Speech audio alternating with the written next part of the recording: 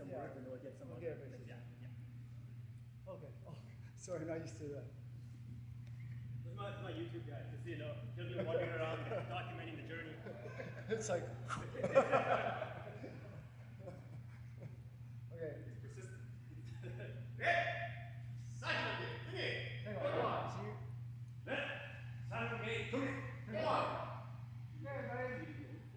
Yeah, let's do the oath.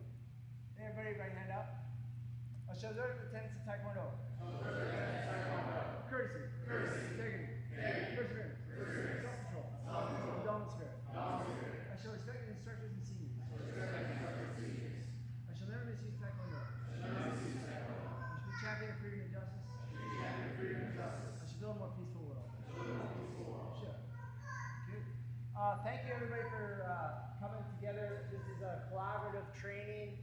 We're going to have a lot of fun, and we're going to do a little mixture of different things. I'm going to have Master Ahmed.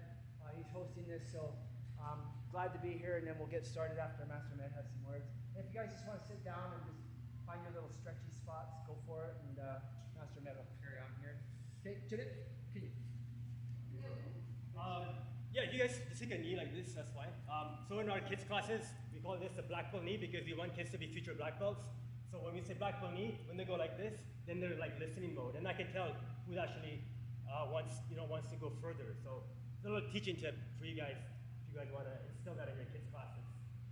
Yeah, so thank you for coming. So I'll tell you the backstory of why I wanted to do this. I'm a big fan of. Yeah, just. We might not do later if we get hot, but we'll try. So the reason why I chose this, wanted to do this really badly was because I'm a fan of TKD techers who follows TKD techers, some of you guys, right?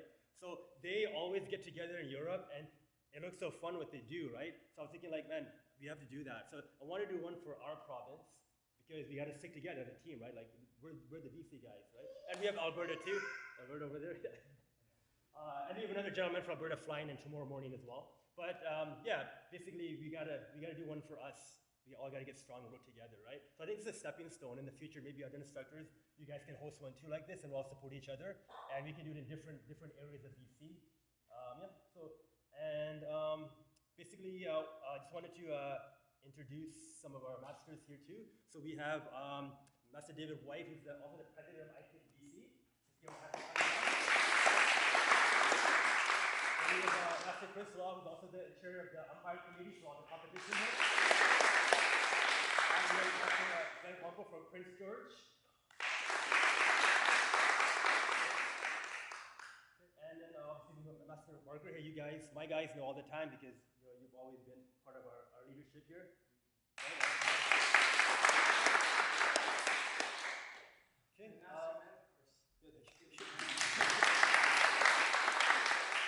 So we have a lot of people here also who are on the Canadian team. So our job also will be to help you guys get better because you're representing our country too. So we're here for you guys as well, some of the competitors here.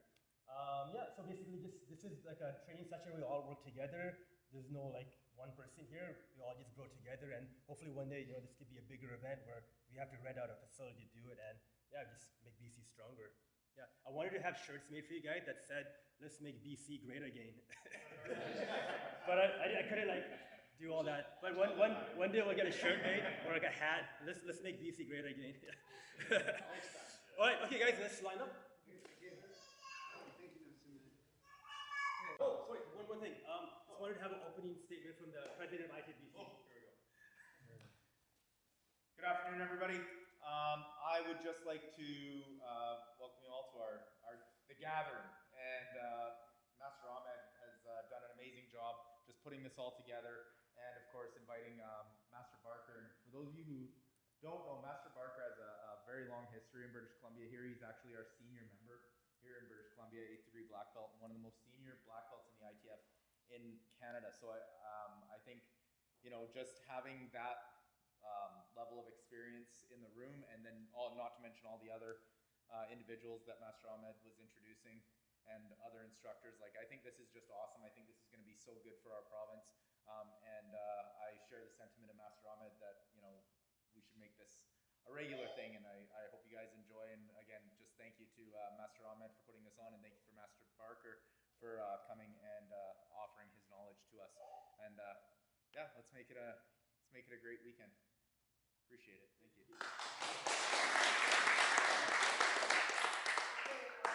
What we're going to do is do a little bit warm up. Everybody's pretty warm already, so let's do a fast one.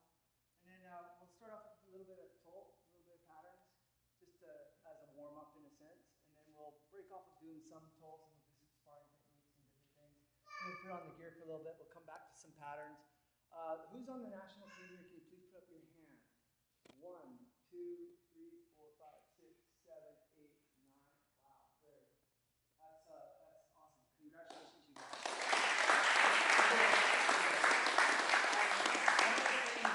One of the things now, who's all in the patterns division only?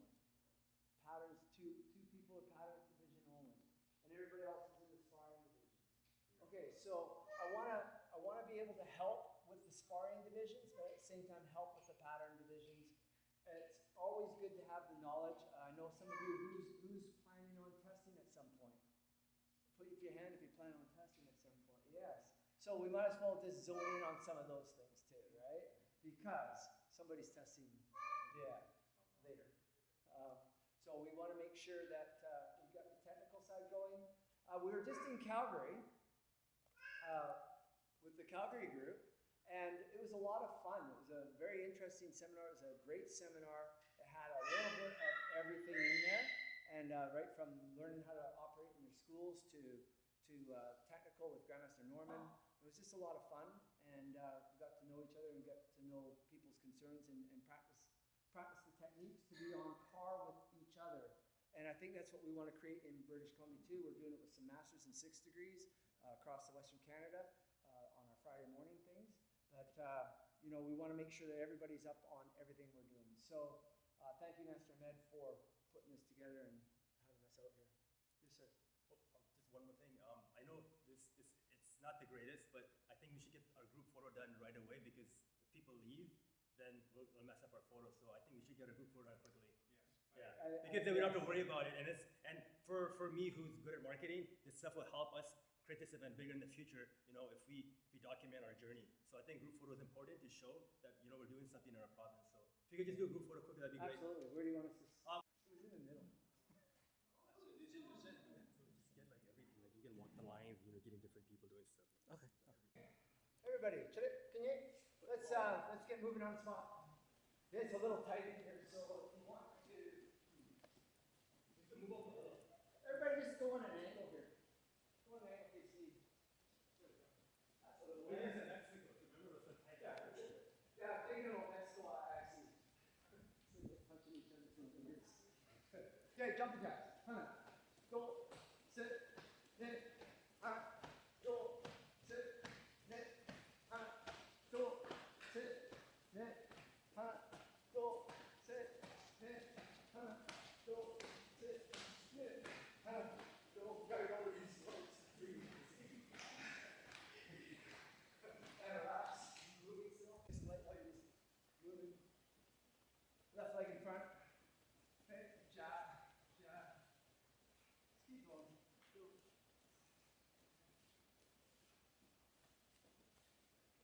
Change sides. And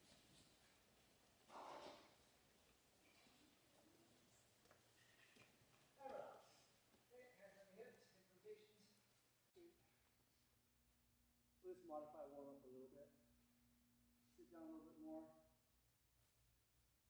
Push it out a little bit more. Put a little tension, squeeze your knees in a bit. Okay, keep your elbows on your knees and straighten your legs. Keep your back flat. And bring it back. Push them out. Good. One knee to your back, to the front heel to the back knee, but you're not going to put any tension, like you're not going to move the feet, you're just going to squeeze the muscles and pull them together. Basically, hands on the front, and squeeze and pull. So you've got tension in your glutes.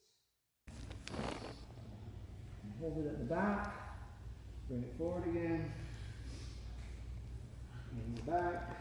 Stretch, you don't have to go like full out, we're not doing full Okay, you're just going to go up to the right side and then down to the left, or actually go up to the right, down to the left, and down, and then come right back up. A little dynamic. Just reach out, just warm it up. It's not a hard stretch, it's just movement. Do the other side.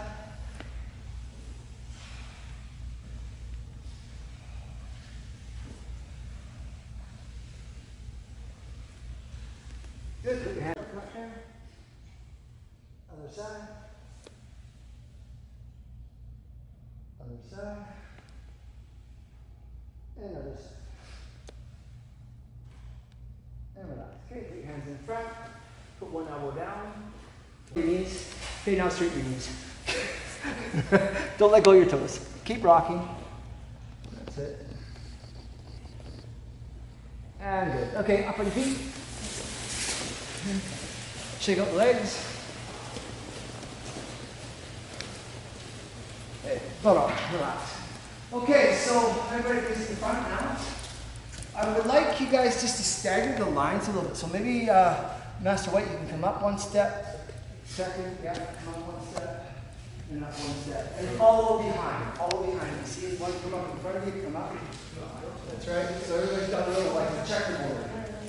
So you gotta go back. Just see where the line. Excellent. That's one thing about doing it when you got a lot of people in a small room. You've got to kind of adjust, and I'm sure you're all aware on how to do that. So we can use all four walls of the room, right? So, okay, chombi parallel stance. Okay, everybody's going to step out to the left low block. I just want to see the technical side a little bit. I may end up getting some masters to come around. There's a lot here. So I may get some masters to come around and help out with the basic techniques. But I just want to see how your bodies are moving. And I'm kind of looking in the middle of the room mostly. Okay, chumbe, ready. Outer form low block, left leg steps out. Hana. Make sure it's not too long. Front arms 25-degree angle. Elbows quick. Half face and shoulders. Ready. And now you're just going to transition the heel spring. You're going to bring that foot from here. You're going to come up. The ball of the foot touches when the heel lands. You're going up to create your knee spring. Ready? And side leg. Dual. All the way to the other side. 1 and 2. Make sure you don't turn your shoulders too soon. Don't turn your shoulders this way and then block. Make sure you stay here. So you're going from one side to the other. 1 and use your pivot. Pull the hand to the hip hard. Ready? Go! Oh, beautiful. Go!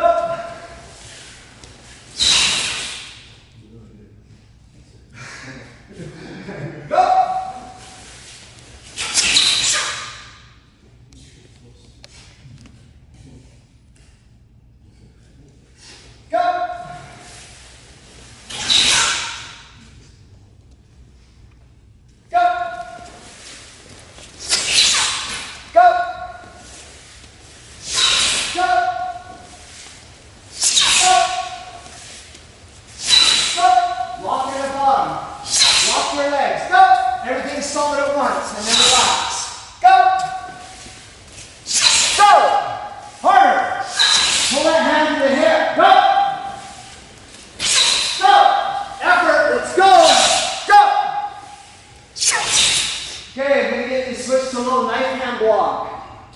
For very long, but low knife hand block.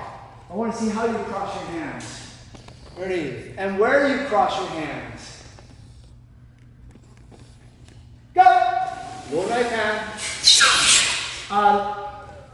Black belts, your hand should be on top. Your outer forearm. Outward knife hand is on top of the other one. Back to back. Go! Go!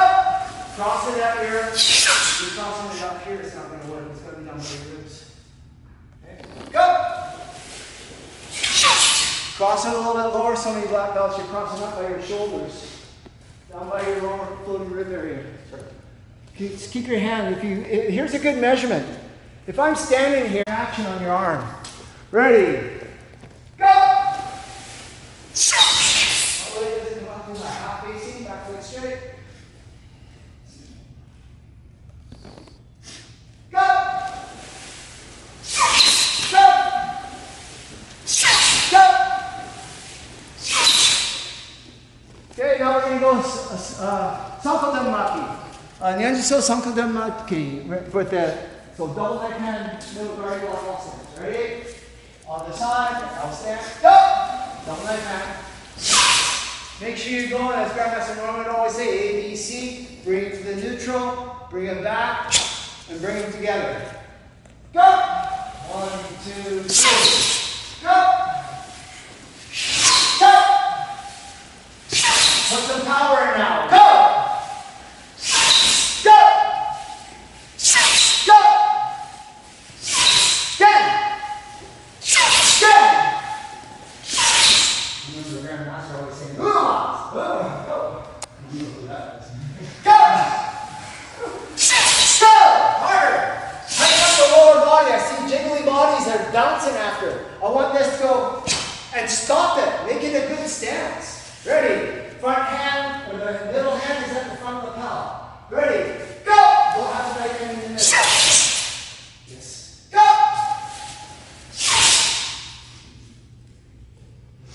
Go! Go! Go! Keep your eyes up. Go! Go! Oh! It feels like they got a little bit of a workout in your body. Put an effort into it. You have to warm your body up. Lots of times I do Saja-Tanuki and Sajamaki for my warm-up. I use that for my pivots. I use that for my full-facing shoulders, the half-facing shoulders. I use that for placement of my hands in the center line, shoulder, chest line area, and coming across. Making sure my hands never stay stuck together in between the movements. Make sure that they're moving through. There's always a little bit of movement. So, okay. So with that said, such a fundamental exercise. It's not a pattern. Saja-Tanuki. Both sides. You're going to start punching with your right. Go all your 7 moves. When you finish number 7, hold the last move at the end. Ready. I should be seeing the foot pivot on the ball of the foot in the back row here. Make sure your ball of the foot is pivoting on everything. If your heel's touching, it's not on the turns, it's not. See, jump! Together. Together.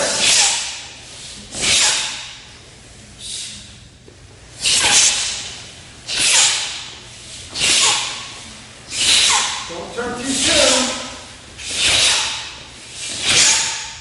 Buttle. Okay, everybody just take a knee for a second. I'm going to show something for the back row a little bit more, or back couple rows. When you're here like this, keep your shoulders as long as you can here. Don't have to leave them, you don't have to turn them too soon. You're coming back, and you're coming back to your halfway point to make the arc. You're coming back, and you're turning with it. You're pivoting on the ball of the foot to make the power solid so that you're in the stance, and you lock everything for that split second. And then go on. So you're here, 1, and get it stronger, tighter. Ready? Everybody up? Let's do it again. Ready? Especially on the transition from 7th to parallel to the next two on the other side. Ready? Follow the front row. Follow the seniors. Sit, jump!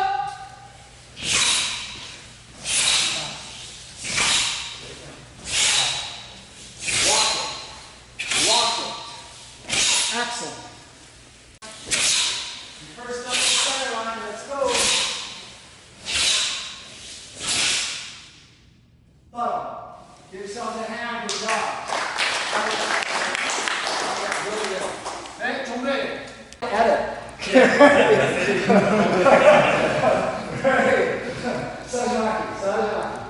Ready. Remember, you're going to cross your hands down by the floating rib a little bit more. You're not coming up. It's a 15-degree angle. You're blocking with the outward knife hand. Keep your thumb down a little bit. It doesn't have to be tucked in or anything, but just keep it so it's apart from the hand. And make sure you're squeezing the muscles a little bit in the hand. Okay. The other part to this one is pull the hand. It goes back. 8 or 4 middle block. Make sure you come up to the neutral. ABC. Come up and then flow through it. Don't block. Middle block. Low block or middle block. See. Jump. Both sides. Turn those shoulders. Turn them. We gotta turn them on the sidewalk.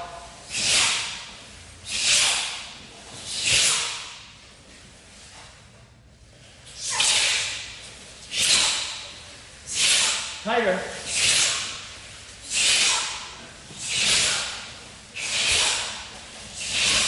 Well, we have to do that again. Some people, if I was looking at you, do that. Okay, ready? Here we go. Say, jump. Walk it. Walk it. Yes.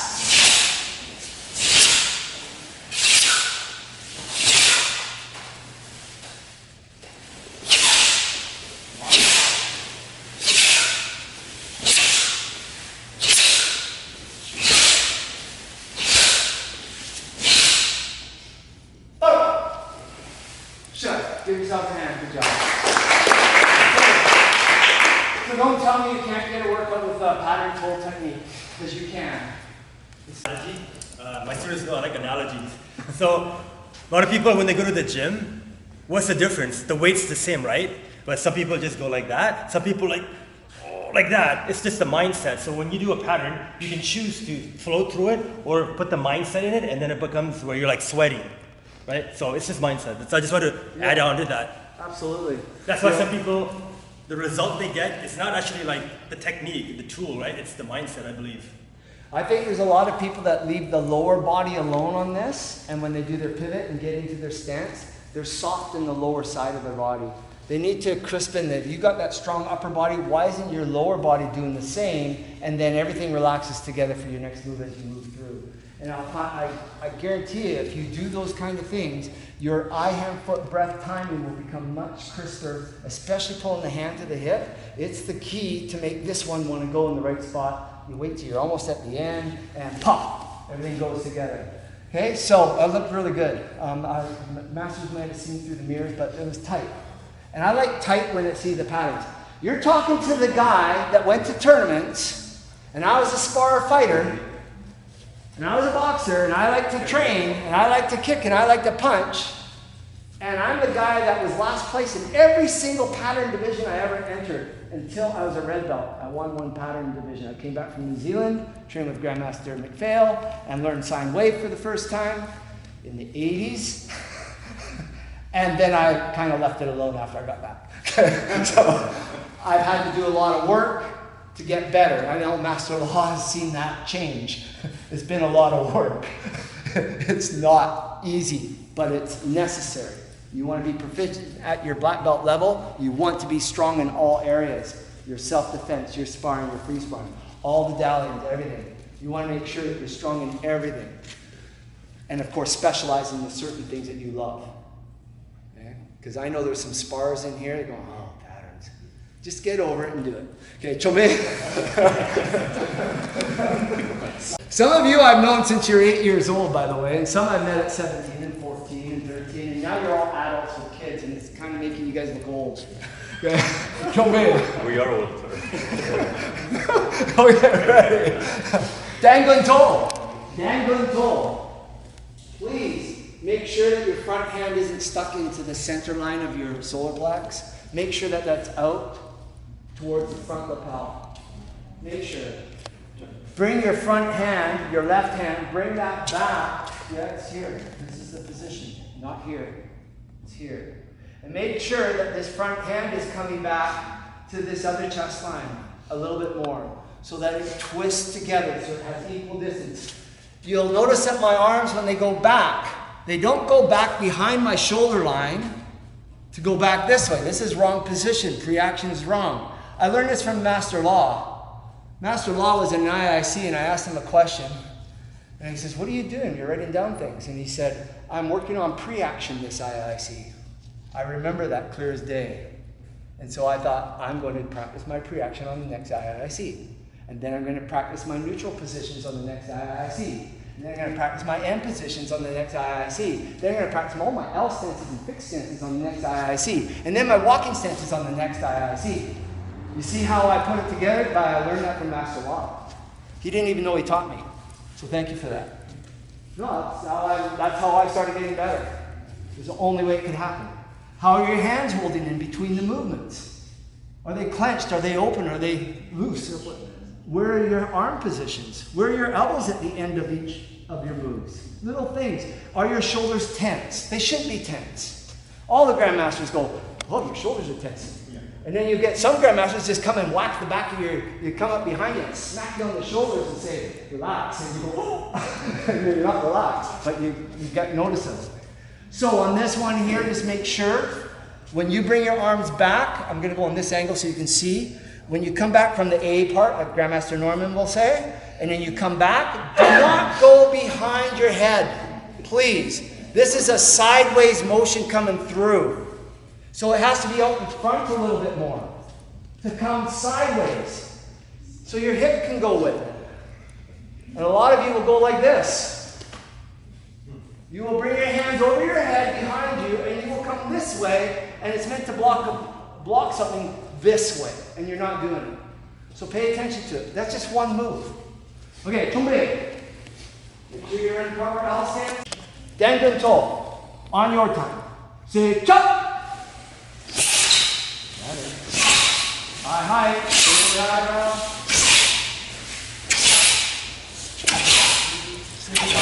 Double step. Keep on pace.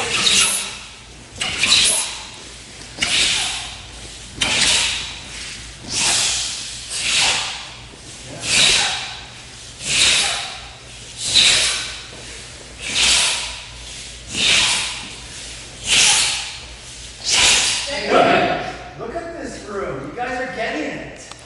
Boom! You guys are seeing it. Look at that. One pattern, and you're all on time. What is going on? Give yourselves a hand. That was really good. Couple quick notes on rising blocks. Make sure that when your rising block's up here and you're coming forward, drop your arm down to the same side, chest line, over in this side, and have it parallel to the floor so it can pull to the hip, and that will give you the right angle of where it should be, lower to come forward and go through, to be full facing. Don't let this top hand, if your pattern's division, don't let this top hand come over here into the middle, because you see everybody do that. I know the masters see it. And now they're here, and now the angle's all wrong. It's got to be on this side with full facing shoulders. Don't swing your shoulders. And you don't have to if you have your hands in the right position to go forward and pull to the hip and have a nice line. Not an up and down, not an over here and side, but in front, natural, relaxed. So let's do those, Sam. Think of those two moves. Half step turns proper. Say, jump! Height! Better. Nice, that's it. Gotta turn those shoulders up the blocks. Shoulders a little more. Get ready for stand test, fourth stand test, fifth stand test.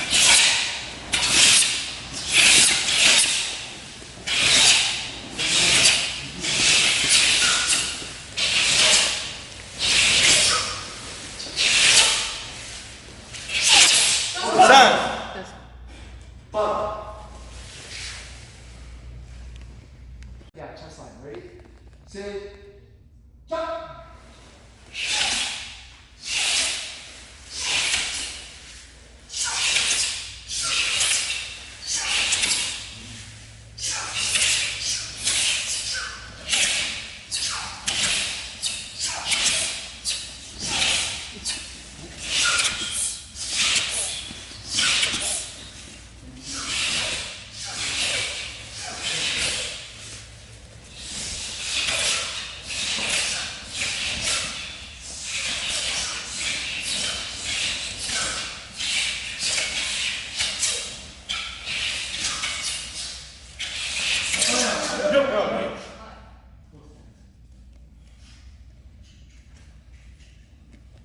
Say jump. Higher. Bottom two, let's go.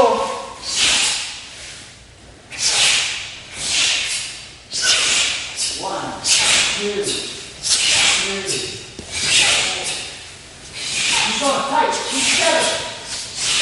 Let's go. Tighten it up.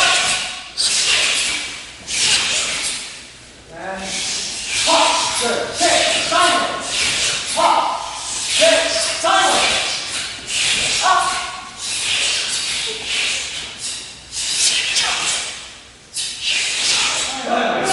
Follow.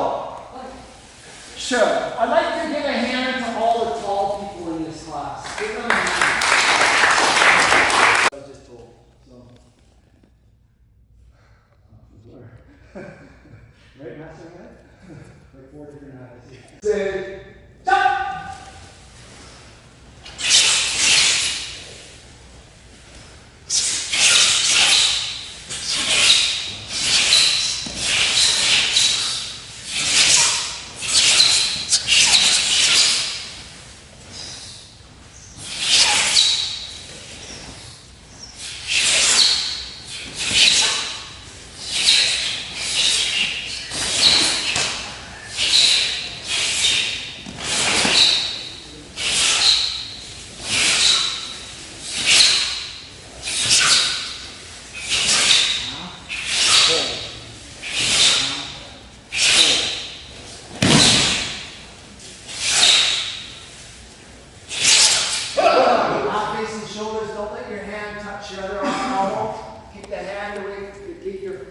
Right hand off the elbow, don't let it touch. Relax the shoulders, half facing. Okay.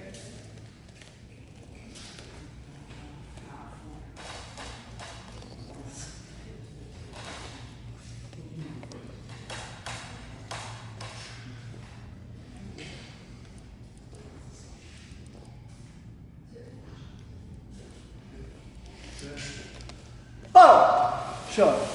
Okay, just a couple of things. Just make sure you're not okay, here's something happening there.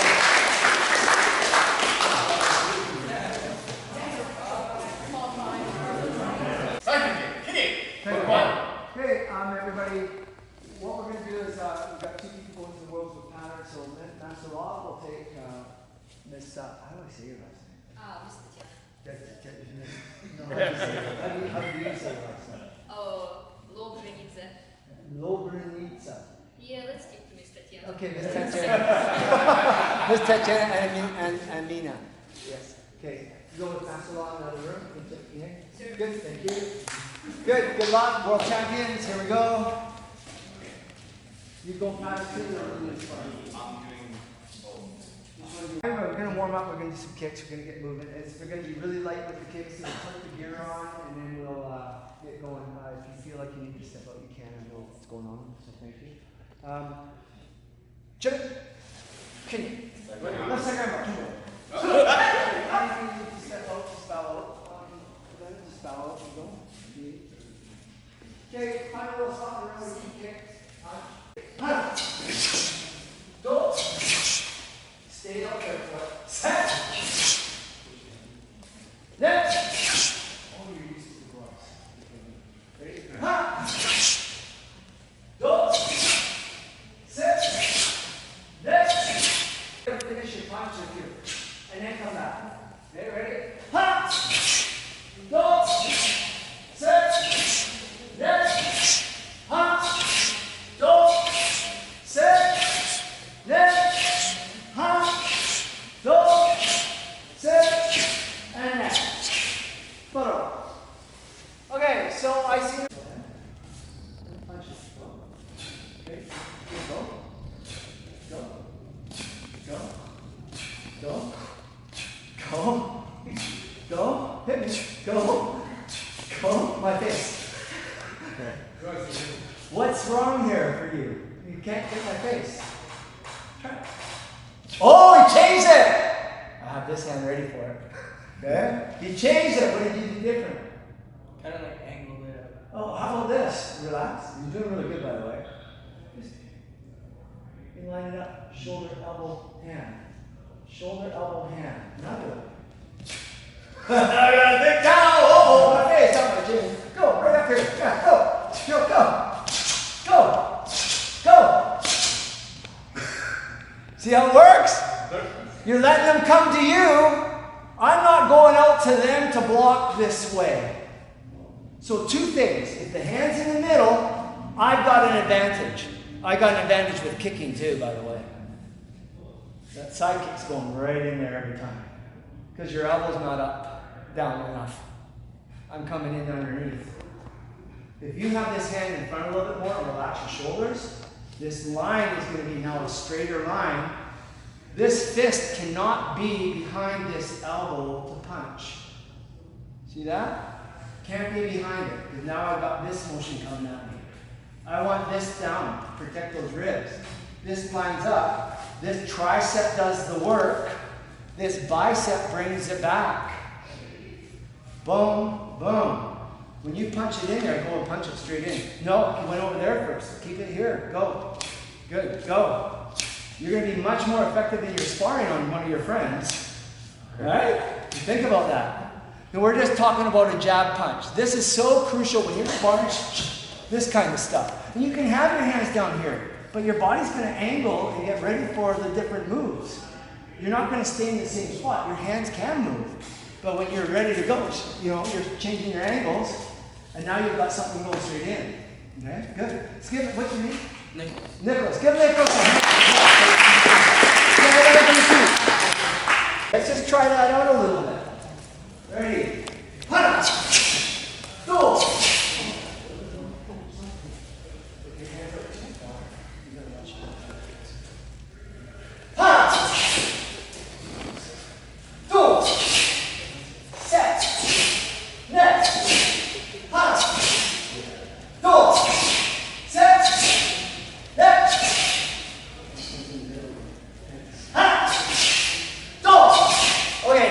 Step in there, time that thing, and put it out there, come back. Ready? Ha! Go! Set! I see some people creeping back to the middle. I see them creeping back to the middle. Look. Big difference, eh? Ready? Change sides. Jump! Jump! There we go. Right hand. Ha! Go! Set! Next! Ha! Before we keep going with it, you don't have to the full point. You can turn this hand just a quarter point. A quarter point. See the quarter? Quarter turn. You don't need to go full turn like in our toes. Quarter turn. It just has to hit. This can go this way. It can go this way. It can go on. I just like to go on a quarter turn. Okay, ready? And then you got stronger through your shoulders and serratus and all the other things. Don't scrunch up your ear too much. Ready? You're too tall, you don't need to worry about them. Okay, ready? Ha! Because sometimes we use our shoulders to block our chin. Oh yeah. Ready? Go! Set! Next! Ha! Go! Set! Next!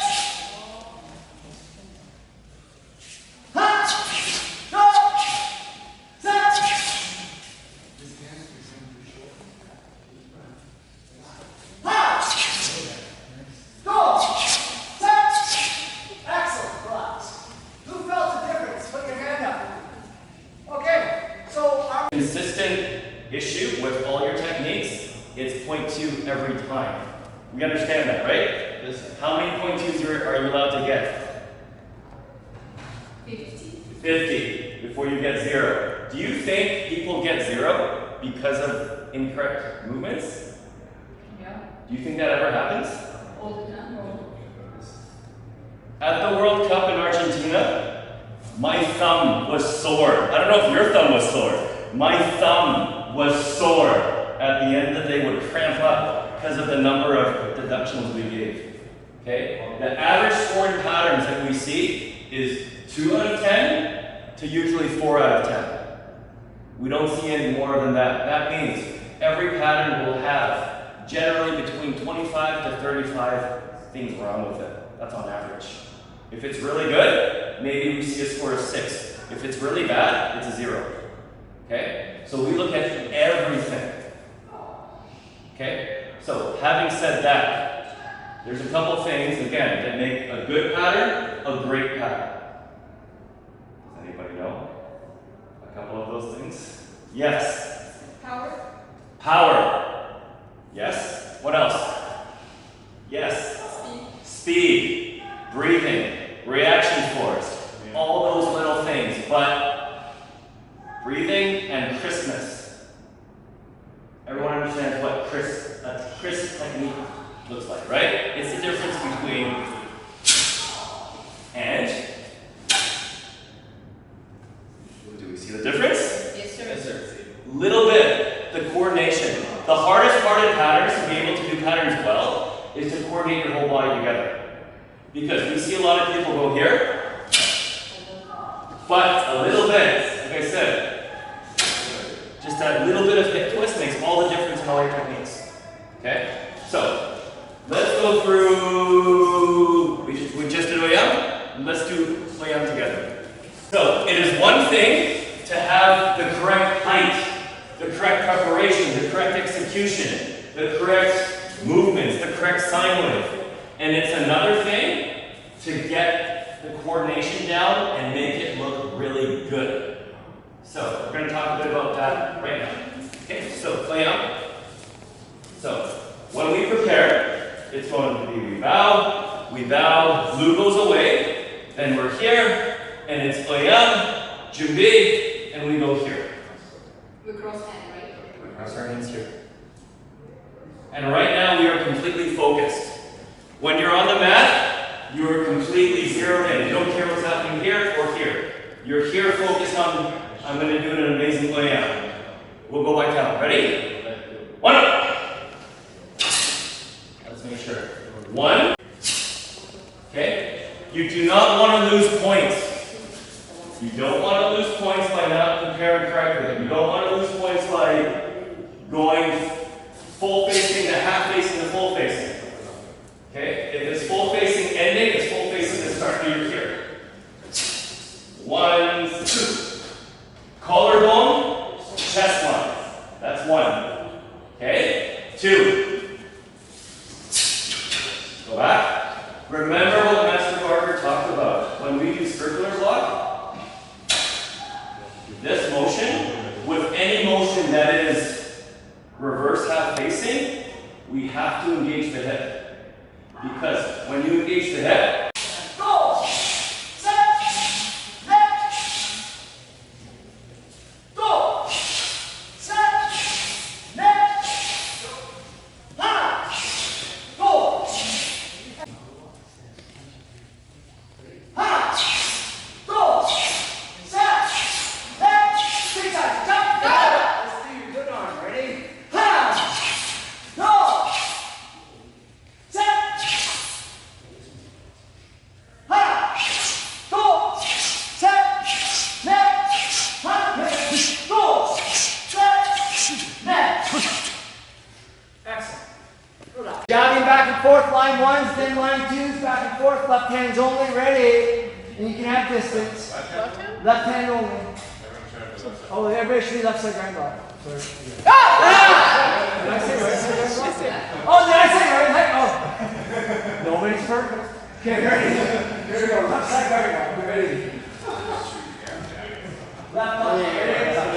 Back and forth. Say jump into the eyebrows of your friend. Into their eyebrows. Back and forth. Same line. Don't with singles. Yeah, not yet. No, we're getting back to the I want you to pay attention to your friend's hands. After we like that foot.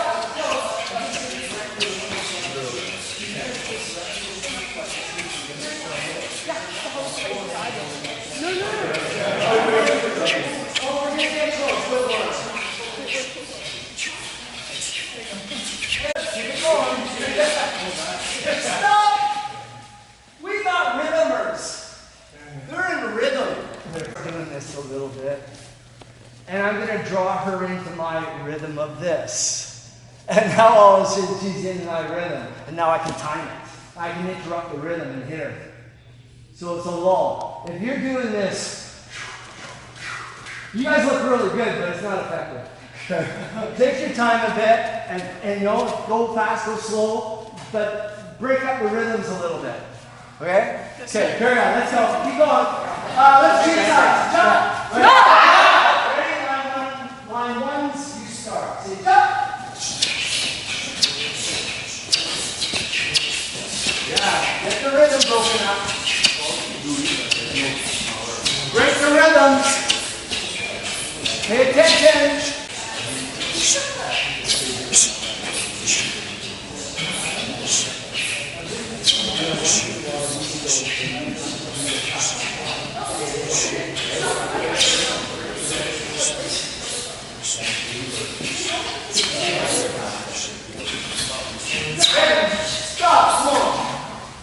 Okay, so the next one I'm just going to teach you is a very simple block for the head. If you're in close and you're going to feel a little uncomfortable, but I don't mind. Okay, so if I have Mr. Cody, and yeah, this is good. Okay, I got my left side with his left side. We call this a closed stance. Everybody understand a closed stance? Open stance. We're like a book. Closed stance. So we're going to do this from closed stance position. You are going to fight yourself. You're going to have a lot of trouble with this because you're going to want to block with your front hand. And if you do block with your jab up, and just relax it. And he puts his jab out here, and I block with this one. What punch is coming next? I blocked with this one, and now all of a sudden we have this one. Just relax a little bit while you're doing it. I got this one in my face, and this one's actually longer if he pivots through. It's like way over here. I'm dead. Okay? I'm knocked out. So I don't want to block with this front one on this front punch on a close stance like this. Okay? I want to block with my back one. I want to let this come through. Let it come through, and I'm just going to simply move my wrist and let this back this away. I'm not moving my arm. That's all I'm doing. That's all I'm doing. So when this punch goes a little quicker, go, go. I'm moving my body with it a little bit to adjust, and I'm letting it come to me. If it's too close, I got to adjust. I got to make sure. Now, if I'm really close, I have to adjust. I got to move my head with it, right? I have to move. So if I'm here, back.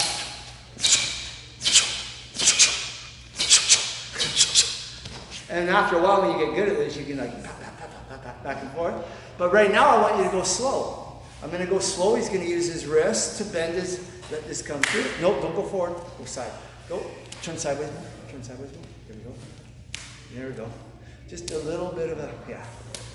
Because you don't want to get into the spot where I double it up and I go 1, 2, or 1, 1. I want to make sure my hand's not moving all over the place because a lot of times we'll go like, and then hit, right? So you got to be careful of that. So let it come to you nice and slow. Yes, slow. See how slow I am? I'm no power, no speed. His eyes will get quick after a while. When your eyes are quick, you can see things. Then you can block. But right now, your eyes won't be quick for this. Okay, so be careful with each other. Thank you, sir. Good. Thank you, sir. Good job. Good. Ready? No, just the left jab. Just the left jab. Oh, it's just kind of like I said, okay. No, don't reach for it. Don't reach for it.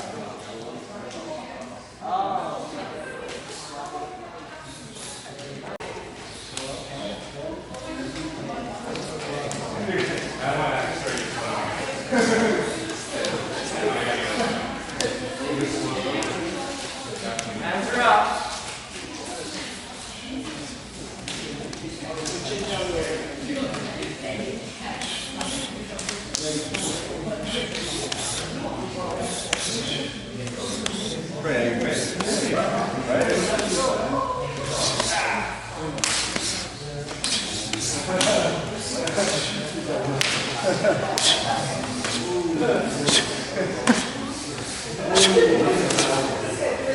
Stop! Watch the two boys. It doesn't become so strict.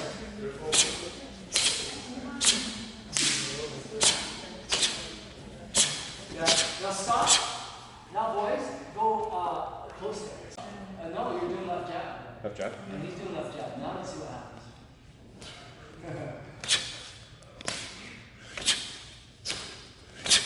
Into the center.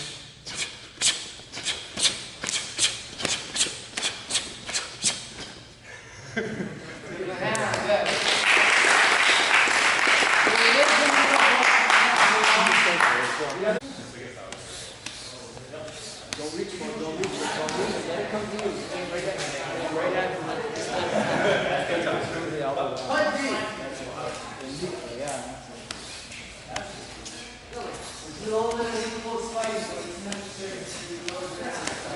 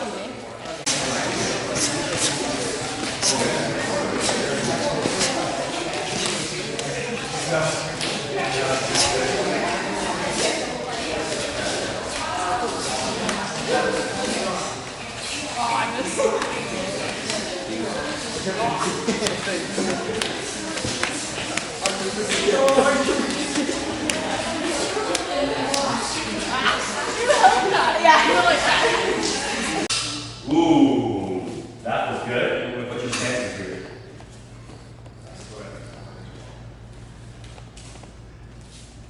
And go. Relax. Again, go back.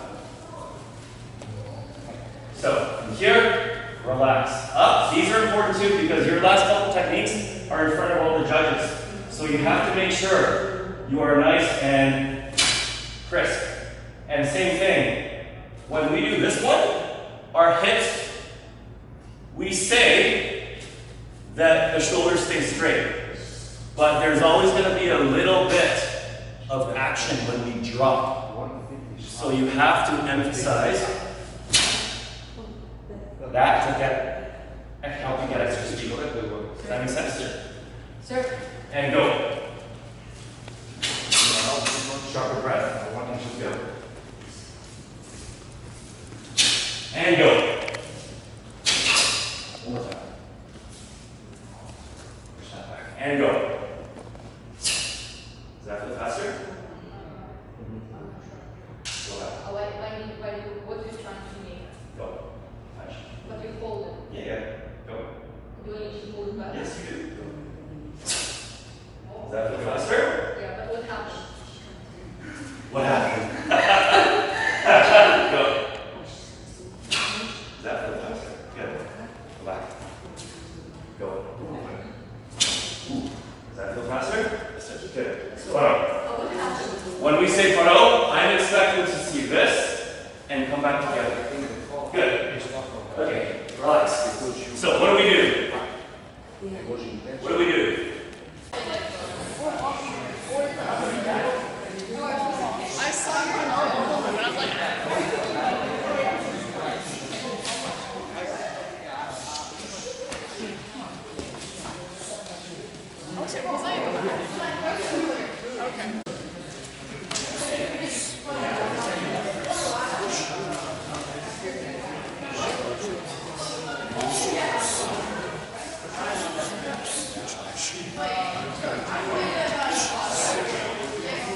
Okay, change the other side too. Try the other side. We're going to change it up.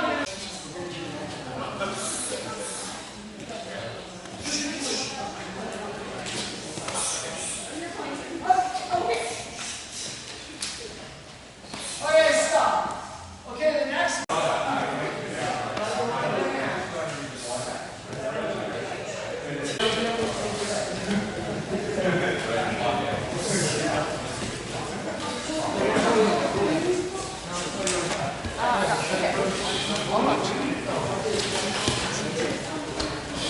Punch at the head. Front head punch. Yeah.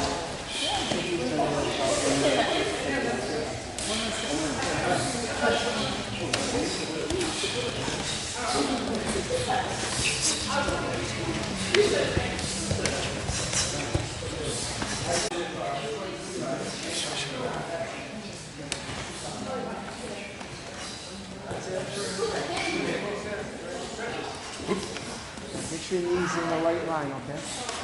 Yes. Yeah.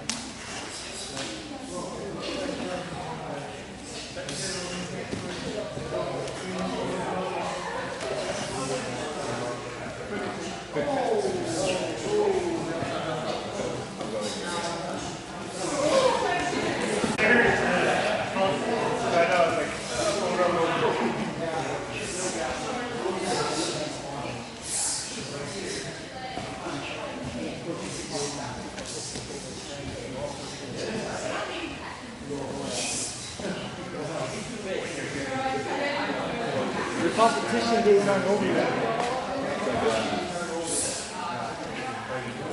If I'm here like this, and I'm sparring, okay, just put your hand here. Okay, I'm going to do a bunch of stuff. You just stay there for now.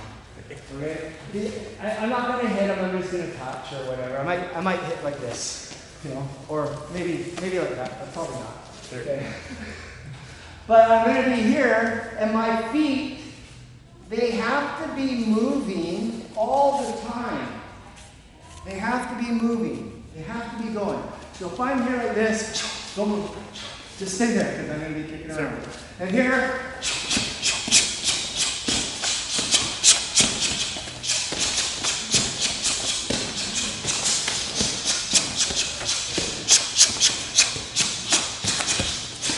you see how we're going? And we're just in one spot doing all this.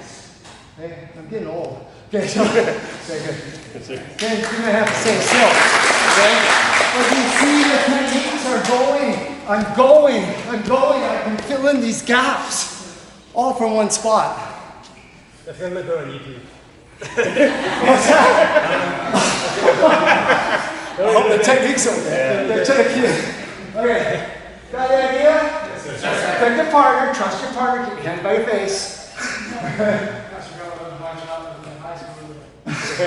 Okay. Find your partner. Have some fun. Okay. Alright. How old are you? I'm more times your age. Oh, you're young. Oh, man. Ready? Come pick your partner. All line once. You kick first. Why not? Adjustments. Keep the legs long. Keep the legs long. Keep the legs long. Keep those legs moving. Your feet not moving. It's not extend.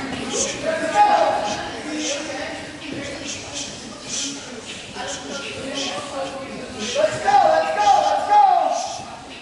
30 seconds, 10 seconds left. Let's go.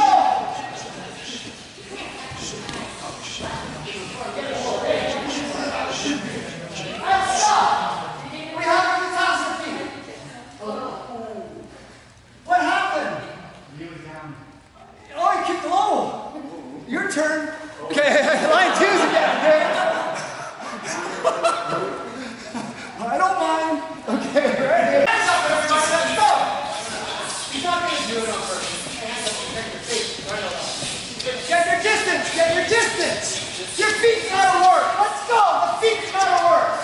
Move your body. Get moving. Let's go. Trust your partner. Get your hands up. Let's go. You okay? Yeah. Good. Yeah. Oh, sorry, I really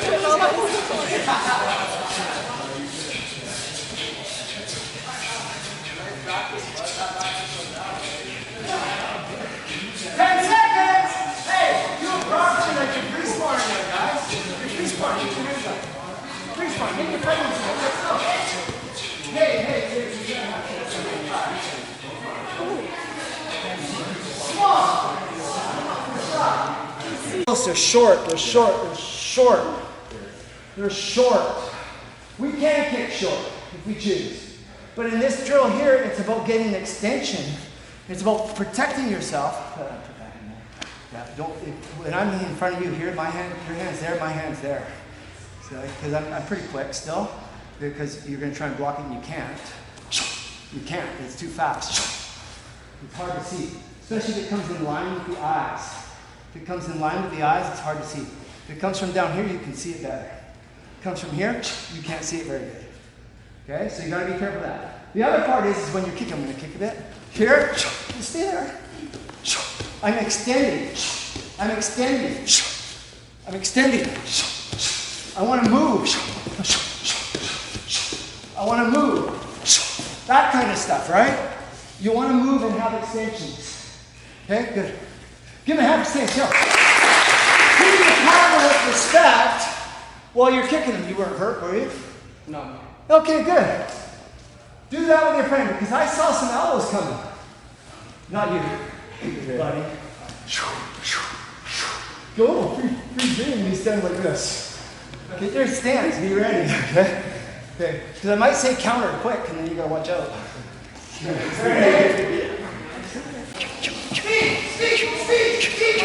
More speed. More flow. With your hands too. With your hands. Your hands are part of this. Let's go. Hands. It's kicking. Hands. Let's go. Yes. This is how your street part get movement. Yes. You got to feel it in the eye. You see it open. You go for it. You see it open. You can't stop. Yo, watch out. Let's go. Let's go. 10 seconds. I don't think I was going to see it. I saw it moving. Come on. Okay, line 2. Kicks now. Ready, set, say jump.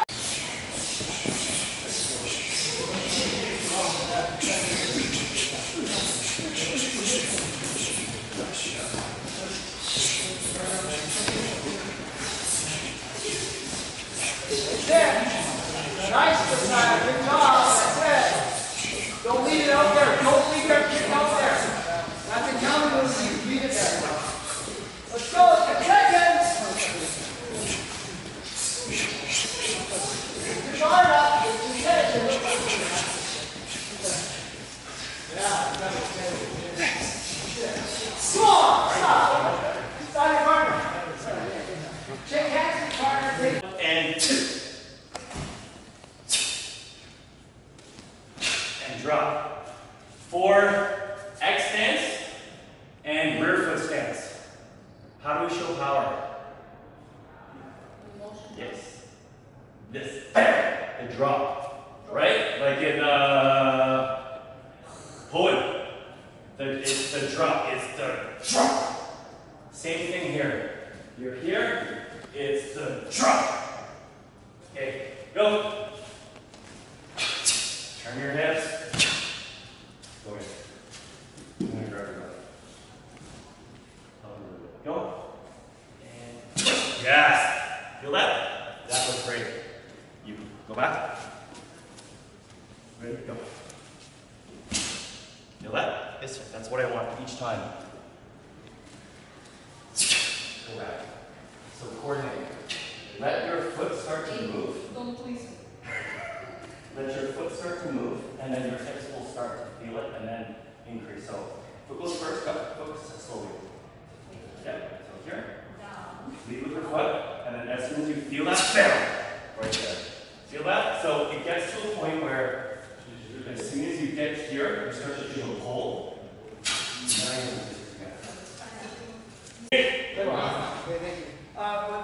When we trust our partner, do we really? 준비, 중근도. 30. How many moves? 33. That's right. Ready? Say jump!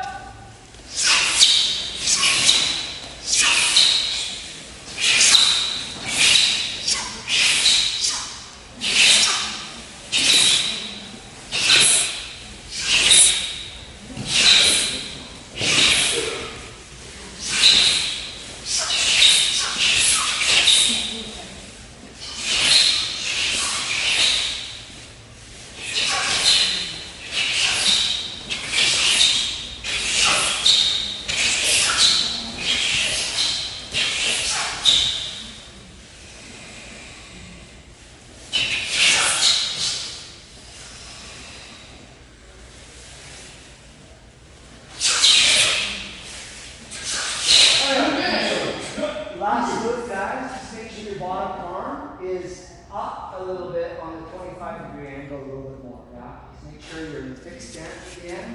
The elbow is just by the wrist, not pushed into the wrist, just by it. Just like you can put your hand through there. Good. You're in a fixed stance, so you got to bend your back knee. Make sure your feet angles are proper. So you know what they are. Okay. When you do the movement across. Parallel stance, cross cut. Cross cut means we expect to see this motion. Here. Bang. Okay. Next one, go. We move up, don't we? How much do we move up? Not much. How much do we move up? One shoulder. Okay. Go again. I didn't go too much. Don't go like this. Come forward. Bam, bam. Go. Nice. And I'm just next one, go. This is the same as in Hongkong. So. You know when we go side to side in practice and we go from one side, we use the ball of the foot, then the heel drops, the whole foot lifts up, flat. Comes up flat. Who knows? Everybody knows that? Make sure you're doing that in all your transitions. So it's 1, 2, go. If I'm going this side, it's 1, 2. I mean, I'm exaggerating it right now, but it's just relax here. Just a little bit. And it's 1, 2, go. I come back here, it's 1, if I'm in this position, last, I'm coming back, it's 1, the heel's up, and now I can step out 2. A drop and a lift. Yeah, so the transition isn't flat-footed, right? That's, yeah. There's So the that ball of the foot has to be working. Yeah, and so that- you create your knee spring in the middle. Yeah. Yeah, so you drop as you drop. Yeah. Make sense? Everybody remembers that? Okay, good. Toge toe. Last one for now. No stomping on the twin vertical punch and twin upset punch in Chungun. Sure. It's only in Hongkong it starts. Sure. And we'll explain that when we get there one day. Because there's a reason. And here we go. Toge toe. See, jump.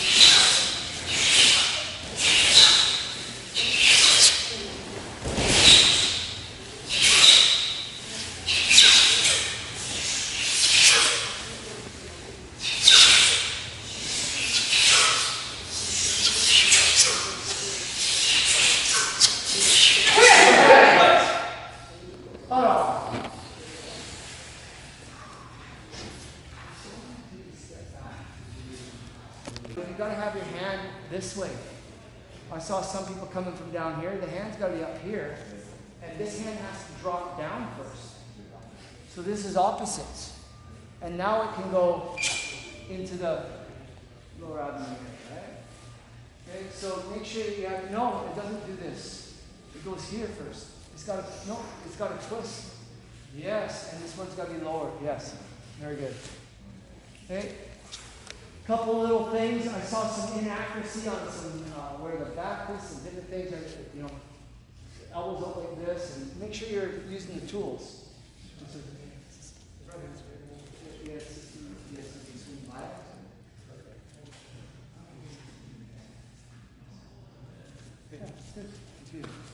Okay, good. Okay. And there's a few other things, but we won't get into too much because you guys are warm. I want to make sure you're going. Okay, check it. Okay, Master White's going to do a little bit. He's a national team coach for Team Canada. I'm going as individual coach, so I get to work with Mr. Cody. And one of the things is, as individual coach, I'm very fortunate because I have one person to deal with, and then I get to help the national team if they choose to get my help. And as far as the, you should probably talk about individual coaching taking care of people, just in case you're tied up. If you don't have a coach, you're gone. And you got to arrange it with the national team on that. especially when these times come up. But yeah, Master White is one of the national team coaches. So he's going to do a couple drills, and then I'll come back in and do some more with you guys. I was one of the coaches for Finland, in the last World Championships. So it was a lot of fun, a lot of experience, and Master White has lots of experience as well. And some of you students have lots of experience competing, so you get to learn from each other. Okay, everybody face Master White. Try it.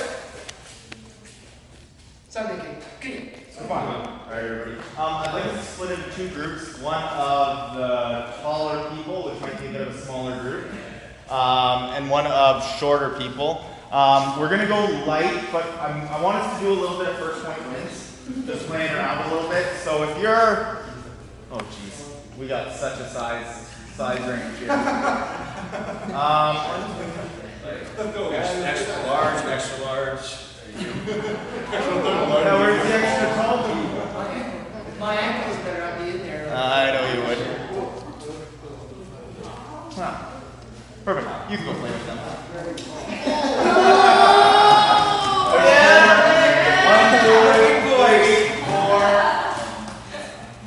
That's fine. You know what? Everybody else can kind of go over here. I want you guys to make a big circle. I want you guys to make a small circle. Maybe we'll get Jack in there with you. Maybe, we might have to spread these groups out a little bit. Jack! Go!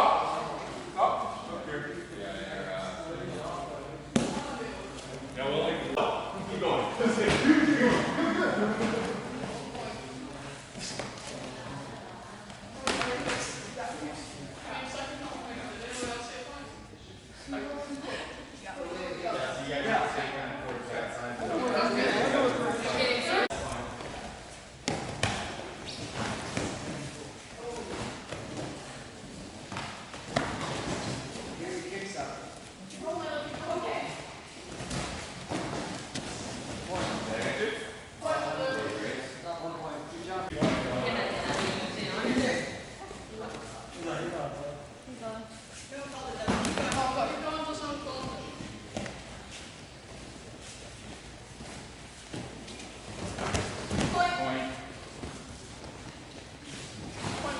Remember where your hands are, guys. This is not a game. This is not a game of how much punishment you can take. As soon as you see that opening, you gotta go for it right away. Move up. Use nothing.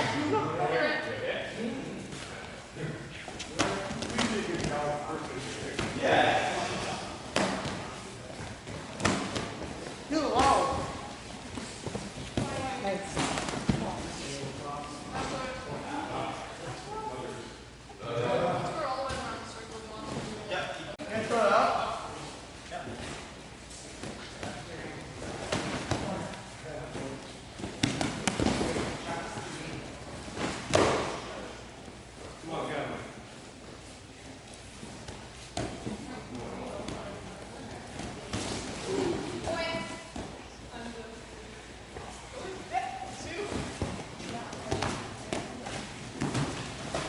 I can see it. Hands up, hands up.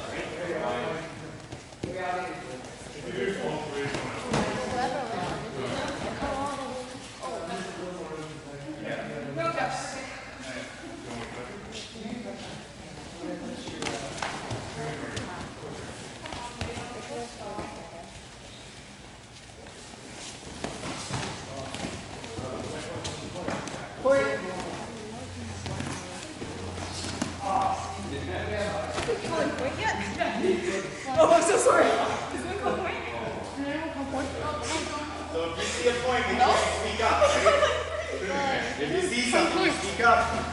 If you didn't fall,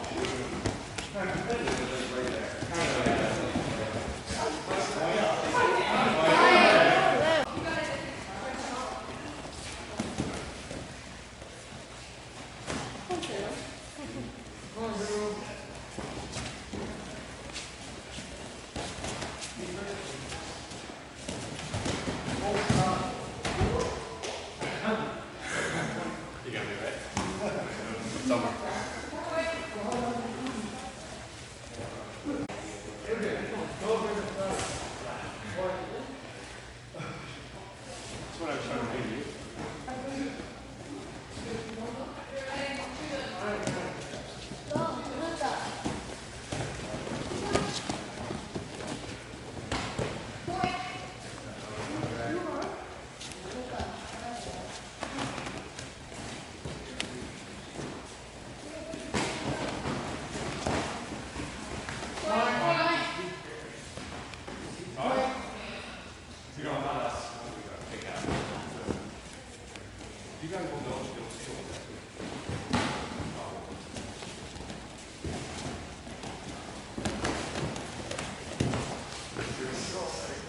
good bit, man. All right, everybody, time? Come on. One. I'm gonna get you guys to go for a little bit, and I have another game, but I have to. There's a certain order of things. Stop. What's your name? Our game a little bit. Really want to do a great order. I can send you yeah. Look at that. Okay, guys. Okay. Oh, boy. There it is. Nice job. What did you do that? Yeah, I got it. Move.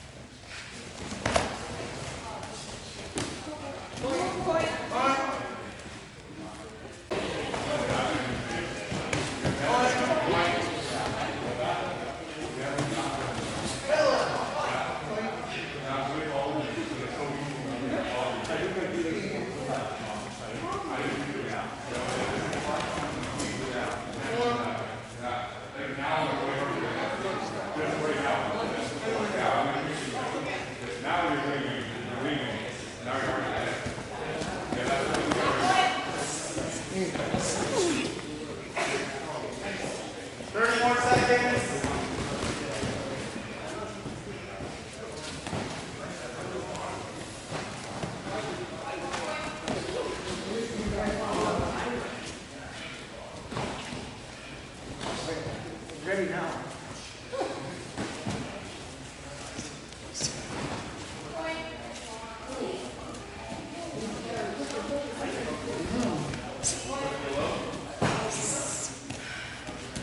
Okay, come on. So hands over. Jump.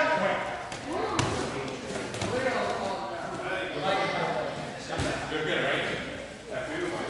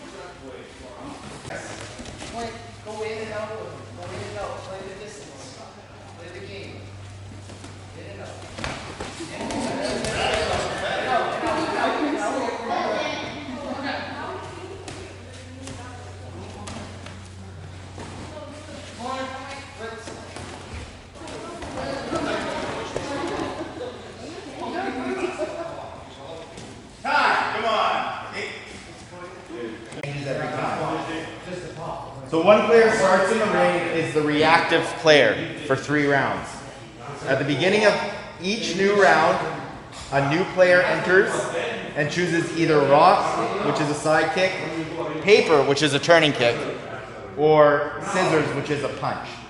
You have to stay with that technique for the entire round, while the opponent has to choose the appropriate technique to match. So in this case, rock is met with paper. Okay, so the side kick is met with a turning kick. Paper is met, so the turning kick is met with the punch. And scissors is met, and the punch is met with the side kick. Right, so it's kind of the logical defensive technique for that, like we were talking about earlier. Okay, so you're gonna keep score. And then actually, you know what? That's the progression. Let's just start with this. Okay, very, very simply. So groups of 4. If you're, like we've got 4 going to Worlds, right? 1, 2, 3, 4. I want you all to say that. 5. 5?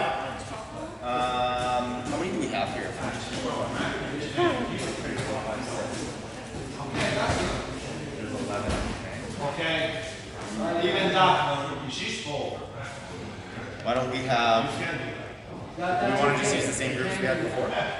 Is that alright? Okay, so one person will get around though. It's totally fine. I'm going to set a timer. We're going to do, what do we want to do, 30 seconds? Like we were going pretty quick. We were going pretty quick on this. So I'm going to set a timer here for 30 seconds. I'm going to set my, I'm on camera, he's making me nervous.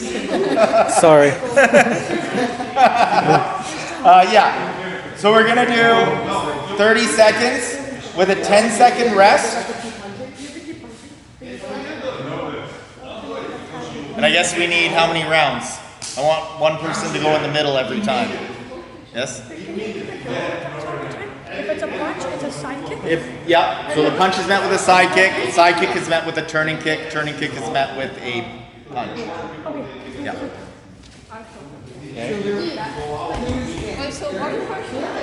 Okay, so I think we should go. You do 3 each? Yeah. So every time, so the defender doesn't get to pick, right? The person coming in gets to pick. So could they pick side? Okay, guys, bud. This is your ring. Use the black as your ring.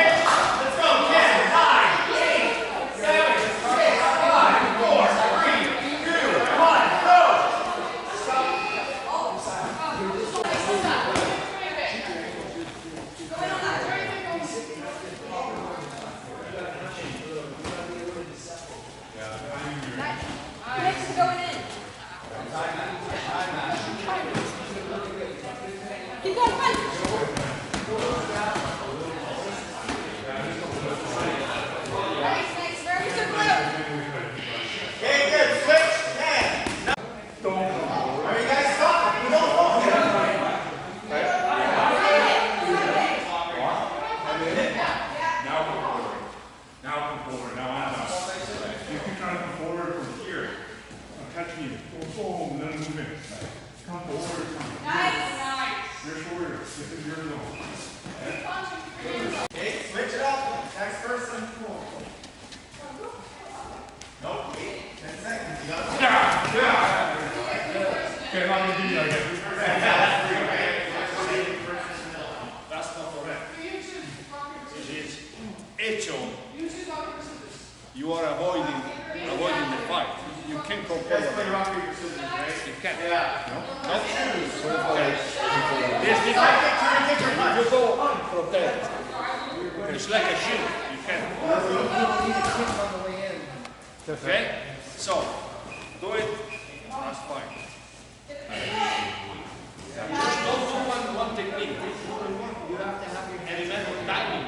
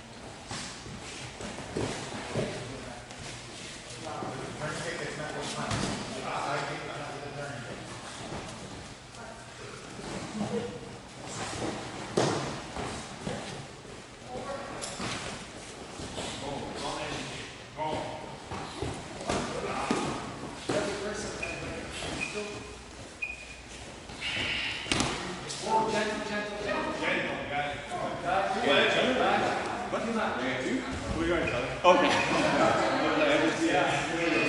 I didn't see what happened.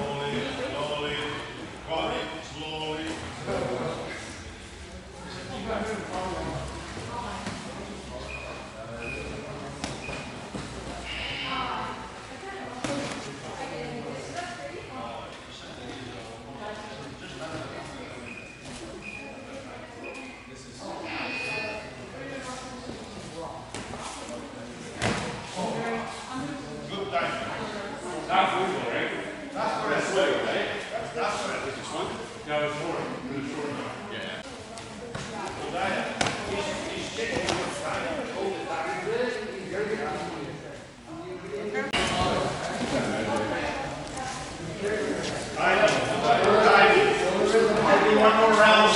Give some face to it. This is the last round.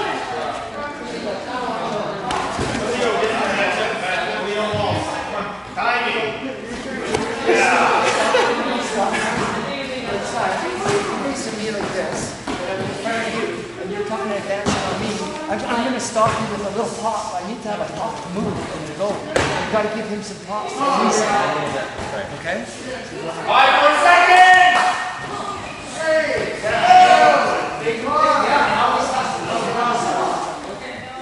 Yeah, that's time. Come on, do something. You're doing better. If you work one time, all right, guys, so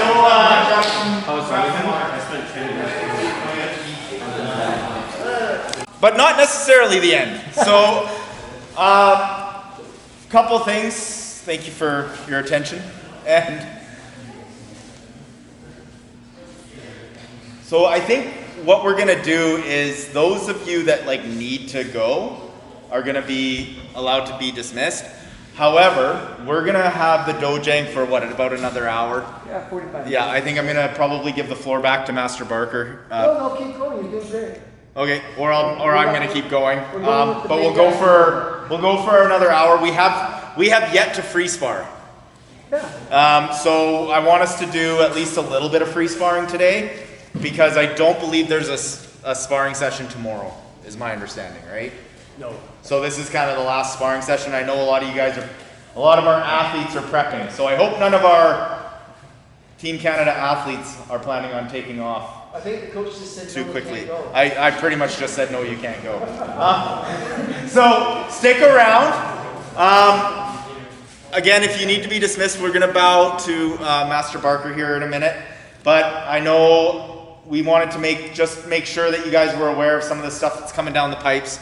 I wanted to make sure I mentioned the Westerns in December, coming up 6th and 7th of December. And that's at Tournament Capital in Kamloops with Mr. Overman hosting.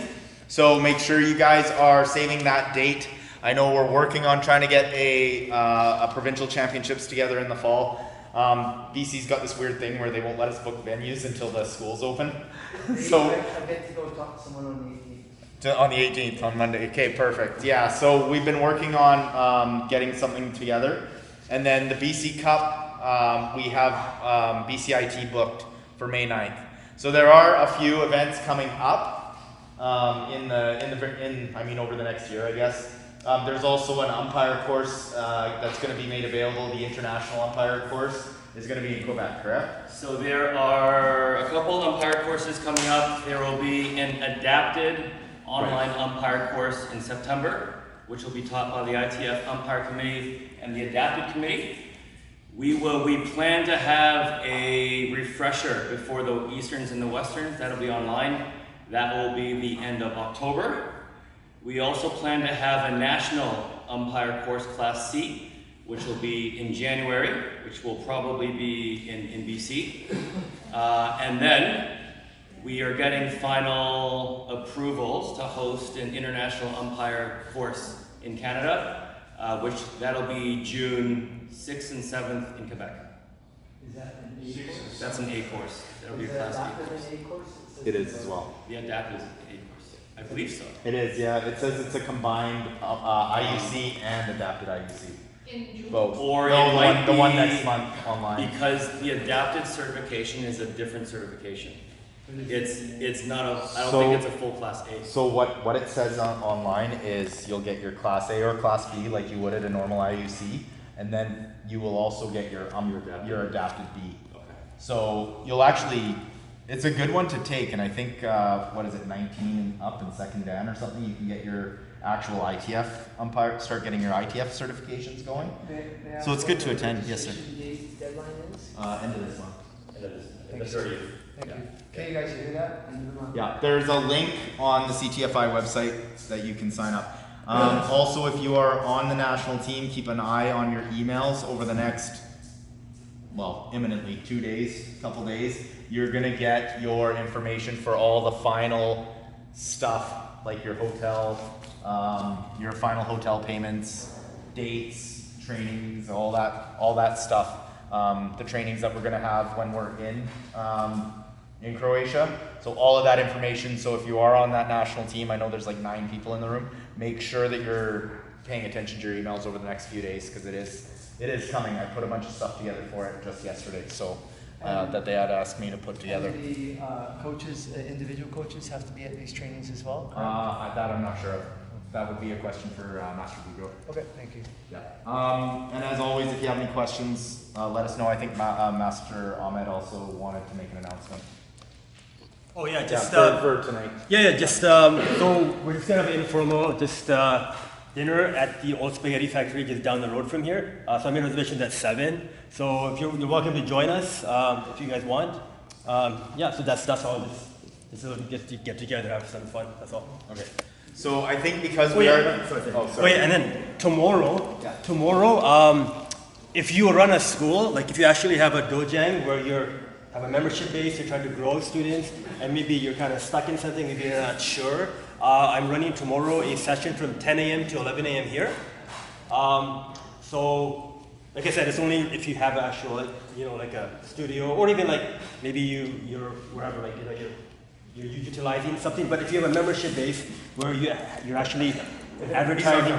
Yeah. So anyway, that's from 10 to 11. But then the regular training for you guys, all of you guys, is at 11 a.m. Okay. So you guys can come earlier. The doors will be open. So because we'll probably be in one of my rooms inside. So you guys can come, start stretching, warm up. Get prepared. So when we're done, we'll come out at 11 a.m. and we'll get started with training. Okay, but any instructors, 10 to 11, we'll have a little private meeting. I'll just go over the presentations. Very cool. Yeah. And one more thing. I kind of mentioned this last weekend. I talked about it, and it's really, really important that I talk about it today. These things that we're doing like this are extremely important. Not only for our unity, like, you know, I can talk, you know, as president of the organization, and I work with CTFI on a bunch of projects and that, like, on that organizational level, yes, important. But what's more important is that I'm training next to Master Law, who I probably trained with next to the first time back in like the 90s, you know, mid 90s. Master Barker's known me since I was 8 years old. I've known Mr. Overman for 25 years. I've known Master Ahmed for 25 years. I've known Mr. Compo since I was a kid, even though he probably doesn't, Master Compo, sorry. Even though he has some interesting stories about me that I don't even remember. He goes, do you remember that tournament where I disqualified you, right? Like stuff like that. This kind of relationship building in Taekwondo is extremely important. Okay, and my wish for you guys, and you know, if you've attended in Vernon, you've heard me gush on about this, but please do not take this for granted. It's not found everywhere, right? It's something that's very cool that we get to do as adults. We can leave, we can come back, right? In some cases, right? Like, you know, you go, how long were you gone for? Like 9 years or something like that? 8 years, right? And you come back, you throw the dobok on, and it's like, boom, now I'm in a club again and I'm back training. You know, a lot of us can share that experience of taking a little bit of time off and getting back into it and just being like, yeah, I'm home. Right? So juniors, like, you know, my juniors, you know, I'm now like kind of top of the class. I never imagined, right? I'm a grandpa. So I'm gonna gush on like I'm a grandpa. But seriously, like, you know, Master Law and I go back like a very long time, right? I consider him a very close friend. And, you know, even like, he'll tell you stories about me when I was 10 years old. Yes, I will. You know, summer camp, Ellison Park, and Bear Creek Park, right? All those sorts of stories. Flashlight there. So the legacy that we're carrying can only be carried if we stay together and we're unified in our province. It's really, really, it is special. And so I just hope you guys understand that some of these friendships that you have now, you could quite potentially have 30 years down the road. And it's pretty cool. You know, I was in Calgary and I had the same thing. There was a group of people I was training with that when I went out there for school, I dropped my bag down at a dojang and I said, I'd like to start training, sir. It was with another instructor, but those friendships that I made with his assistant instructors at the time, the people that were running his locations, the young guys my age and girls, right? I'm here in a room like 20 something years later and I don't know, we're just training, we're just friends, we're hanging out, we're doing what we love. So anyways, I just wanted to impart that on you because I think it's pretty cool and I hope you do too. We'll and then, but please stick around if you want to keep going, and we'll do a little bit of free sparring. Okay? All right. Shut it. Second again. Hit it. Face masters. Face masters. You're a master. Welcome to the club. Ready? Okay. Come here. Come on. Very good. Okay, good job, everybody. Keep up the good work, and people are going to stay around and do some sparring, and we'll do that, and we won't let it get too cold here. So I know Master White has some more drills he wants to do with the sparring. Just free sparring. Yes, absolutely. Okay, it's good. Chilik, can you? Okay, so those that want to go can go. The ones that want to stay, keep your gear on. This is not safe work. We try to do one, and from here we jump, and we do pump. Okay? Slowly, slowly. Your leg is too tall. So 1 and 2. Oh, careful, sir. Oh, please do it. I can't. My main is to go. Ready? Yes, sir. Go on top there. One, and you switch every second. Jump.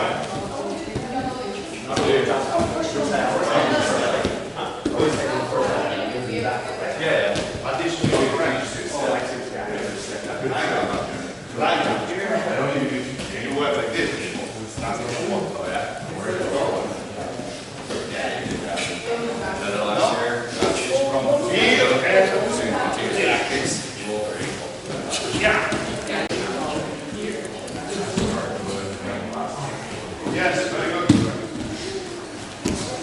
Other side.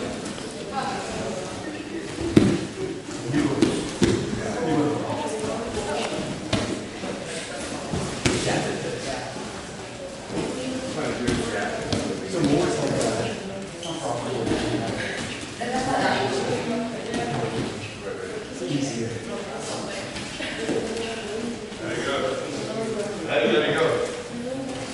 Okay, last one, and I hope that the master coming. Okay. This is the goal. Real distance. We can do 3 from here to there. The real distance is correct. So for me, I'm start from here, and we do a blitz. Blitz is go over my arm. Don't stop at that if you can, of course. You run, and go over. Okay?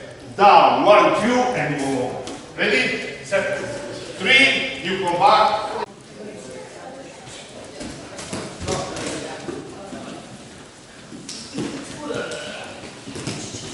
Push, push. Careful. Other side. And then you.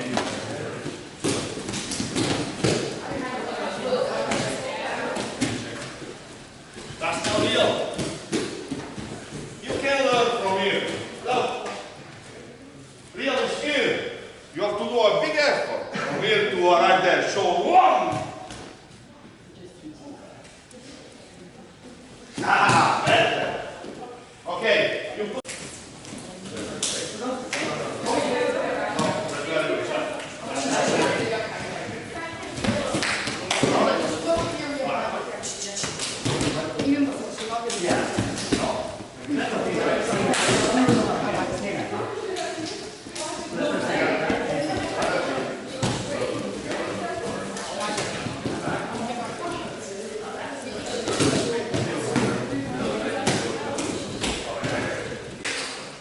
And shake on the shape. 1 and 2. So that's help you to don't do this, but to go over. And again, yeah, 1 and 0. 1 and 0. This is the goal. Ready? Go.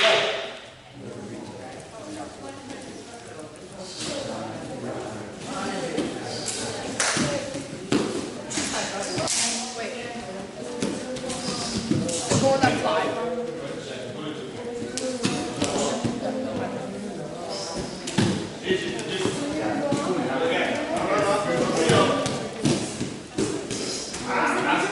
Okay? You stay here for me. Go. Remember, the opposite is not to stop them. Don't wait.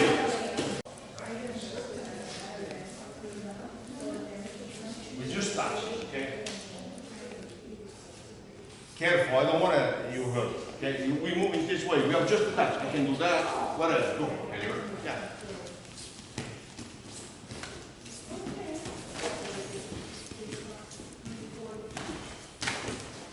This is what you have to do.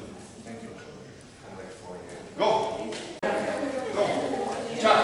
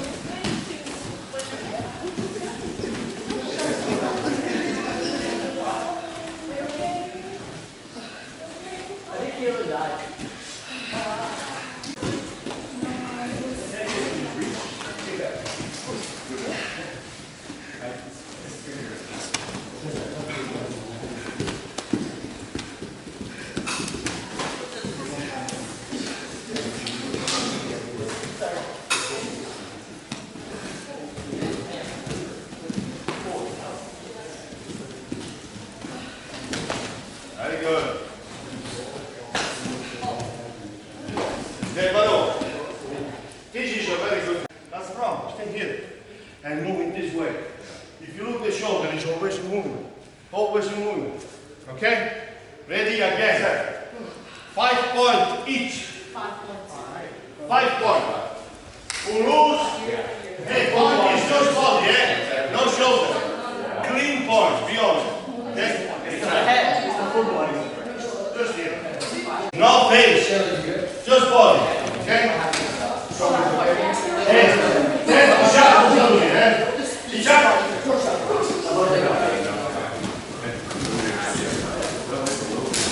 One. You got me in the armpit. There. Two.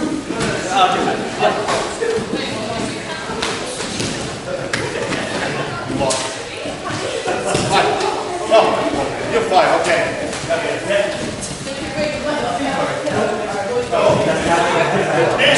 Distance. Strategy. Timing. Yes. Always already you.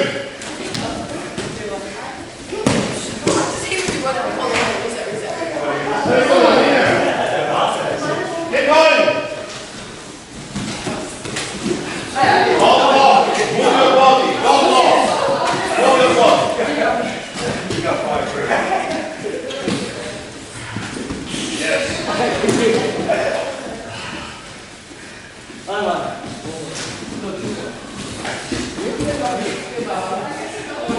Sorry, but I have pain in my ear. I can't do much.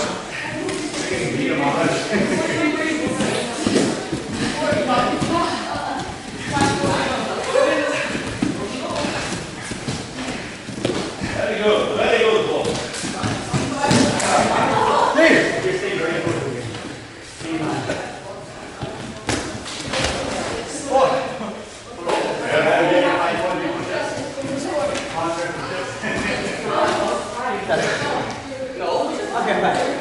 Be honest, eh, each other.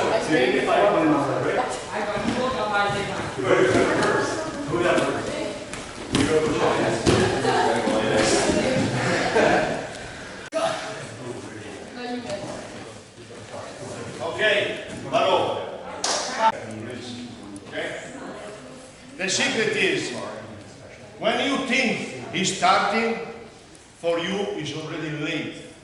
You have to be already there. Okay?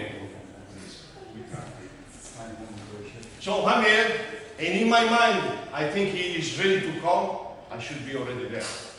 If you see he's starting and I'm late, don't do this. Go forward. At least you can do each other. You have to try this. This is my part.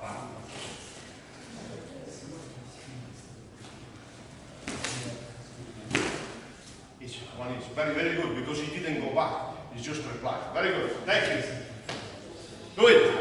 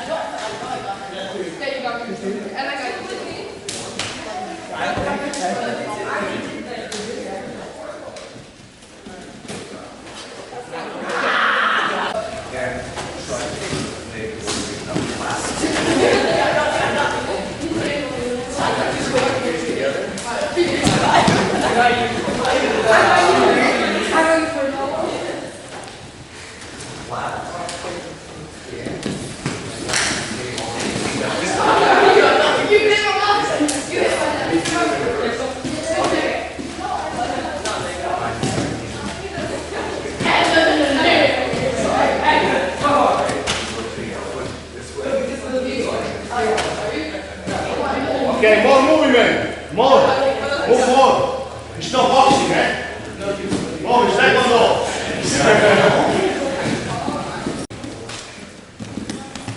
Down, hey. No.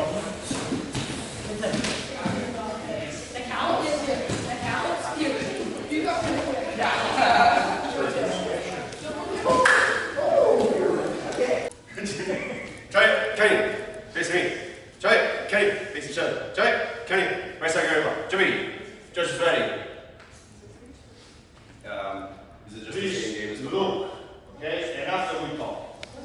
same hand game as before? Yeah. Hey, you can use also the leg, eh? Just here. Slowly, light, very light. 接着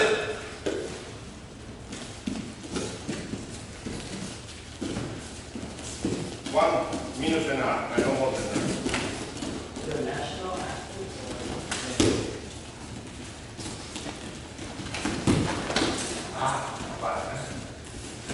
You have to practice what we did before, eh?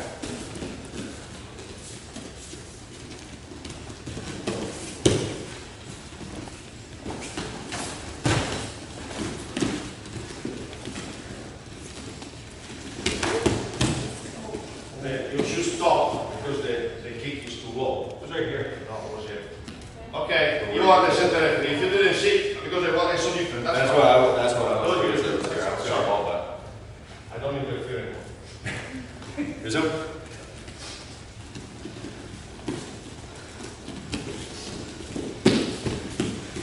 Okay, 40 seconds. Very good move.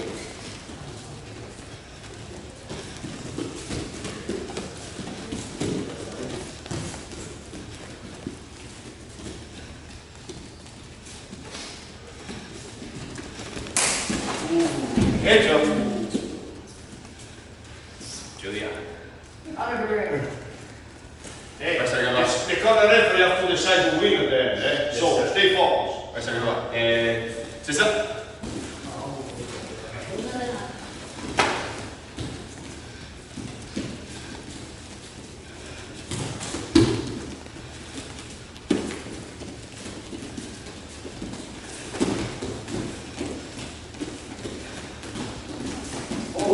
Head jump. Here we go, target. Watch the back. That's minus 1, man. Good job.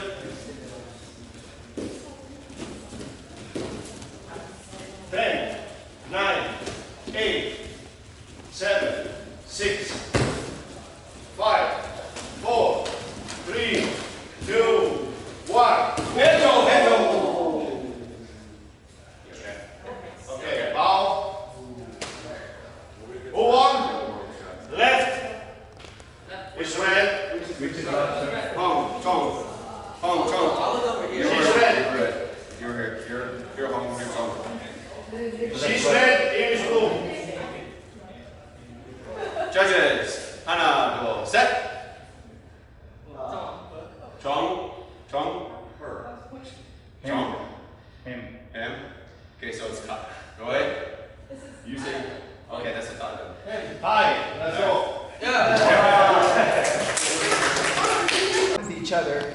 As one instructor, we have our own experience, but there's another instructor or another person that has their own experience in different ways that we do things. So we all come from different backgrounds and different things like that. So one of the things that I like to do when we're going to do some self-defense and different things is body awareness and what you know your body can do. Because we're all different. Everybody's going to have their self.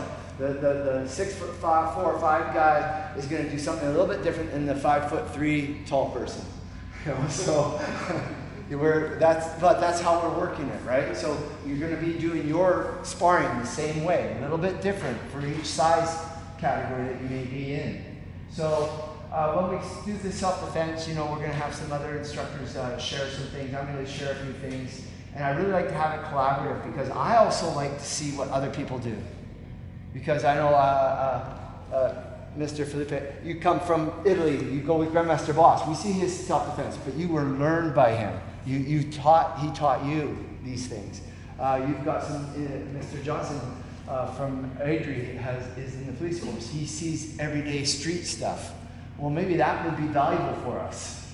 Wouldn't you guys agree? So I can show you some things, and then at the same time, we have so many talented martial artists here. And there's a lot of martial artists that have trained in different things. Like, who's played with jiu-jitsu a little bit? Kaj Maga.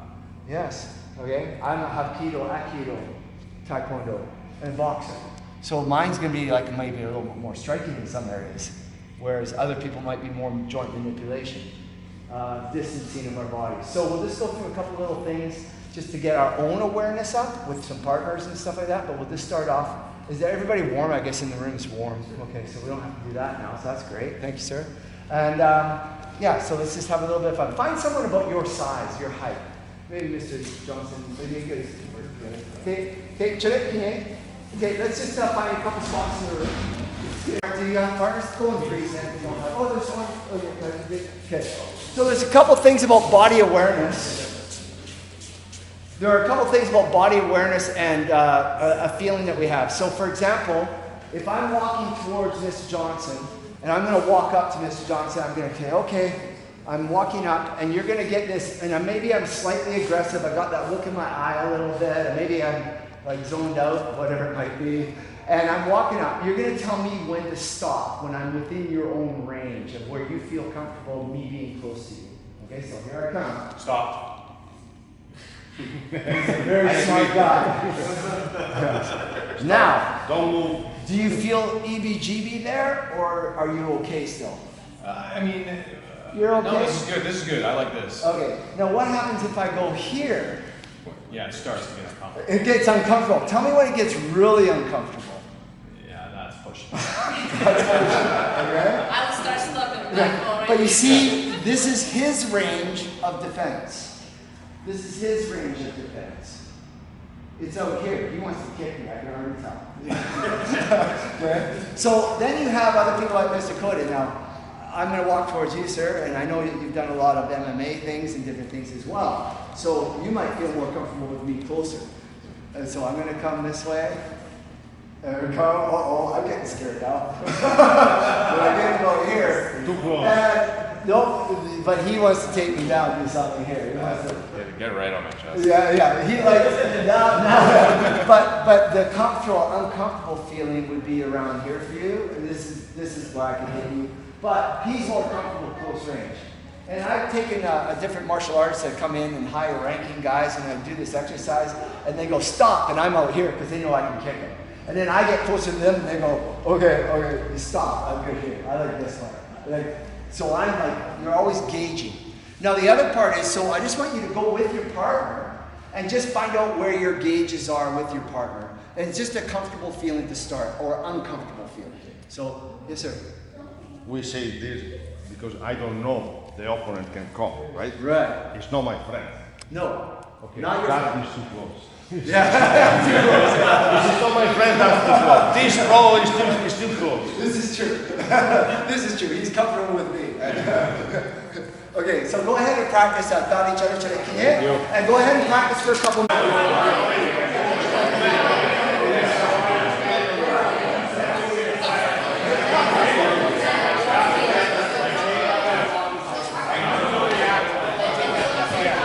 Because I don't know you, you're more comfortable talking to you. Let's just do it. Okay, so now let's switch.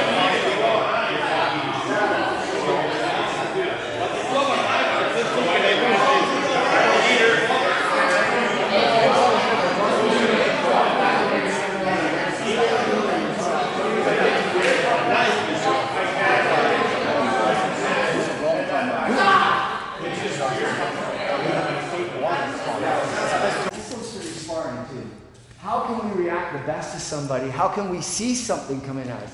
So for example, if I face you, sir, and we're here like this, and I'm looking at your eyes, but now we're going to go side to side. No, we're friendly. We're just doing an exercise for our eyes. Okay, I'm going to look here, you're going to look at me, and I'm going to just look out of the corner. I can turn my head a little bit, but look out of the side of your eyes and corner over. So go ahead and look. I'm looking at you. Okay, good. We're good. Okay, now let's turn around and look on the other side. And we turn right around. Now we look out of the other side of the eye. Face me. Look at me and look at the eye. Which one? Now let's go back and test it. So gauge how much you can see me without turning your head too much. Out of your eye. Okay. Yeah, I can see you here. Okay, and now how about this one on this side? Which one is better for you? Both the same. Both the same. I'm definitely not both the same. I can see okay. But I'm looking at my comfortable ceiling to recognize an attack.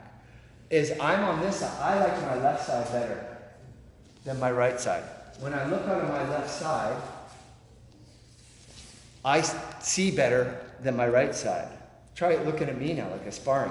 One side, you turn your head so you see one side, and looking at me, what you do, and then I look at the other side. Which one looks better for you now? saying again. Oh, he's ambidextrous. Okay, this is good. No, I'm comfortable because I have a good view. Yeah.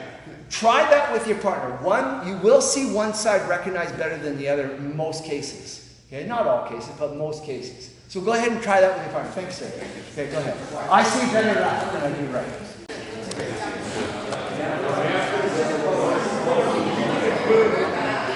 I see better on my right eye.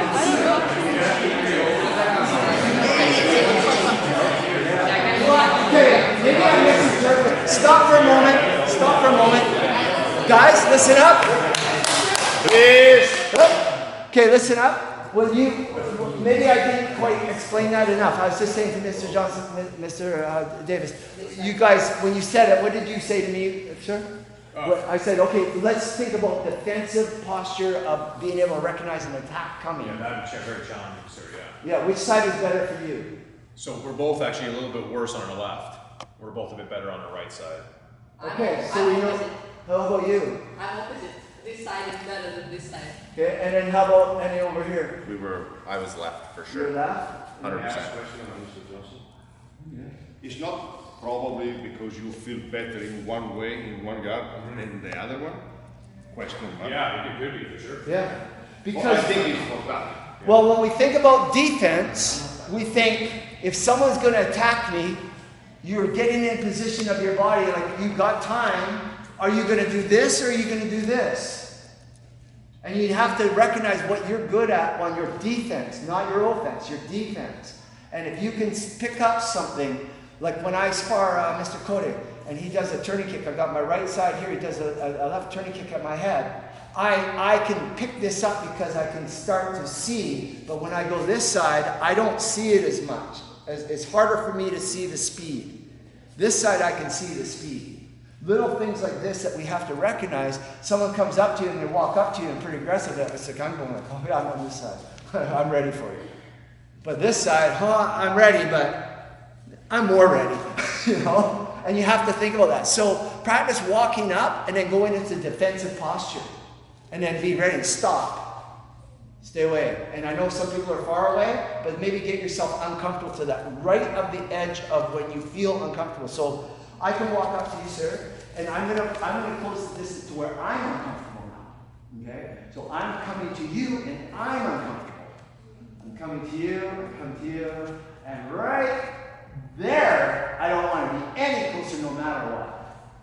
If I get in here, I have to respond, I have to do something, I have to change over, I have to make sure I'm not in line.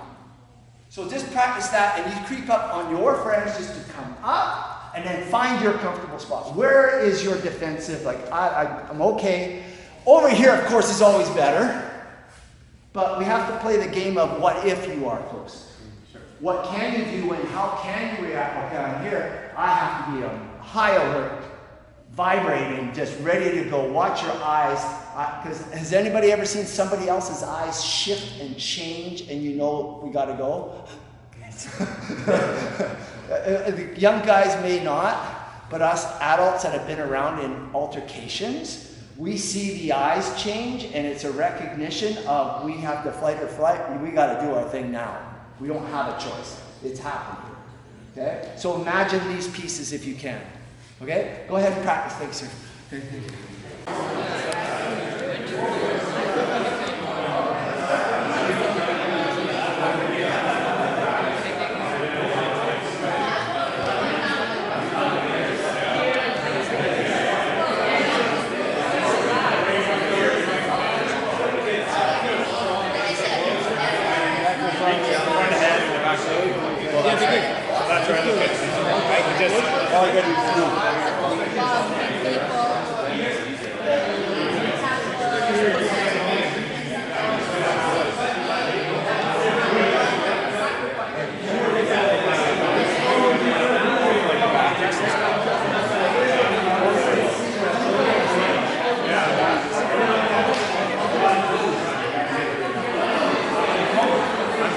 I give you a chance. Yes. To be comfortable, and I put my hand out. I'm going to show you a little trick. When I used to compete a long time ago, I won't spend a lot of time on it, but I could always tell how my measurement was on somebody. on the length of my leg, my distance I needed when I went out to a competitor to spar at some point, and I could always tell which was their dominant side, or what side they felt comfortable on. And it was a very, very simple task. I would just walk up to somebody that maybe I was competing before the fights were all in and we're lined up and all that, and we're in that the little warm-up area, all that, and I'd walk by and I would go, "Hey, sir, how's it going?" "Good." "Good, yeah." "Oh, okay, you're left side forward fighter. Okay, now." Okay, and then I would walk by, just stay there, and I'd shake your hand like, "Hey, it's good to see you." And I just measured my hip height.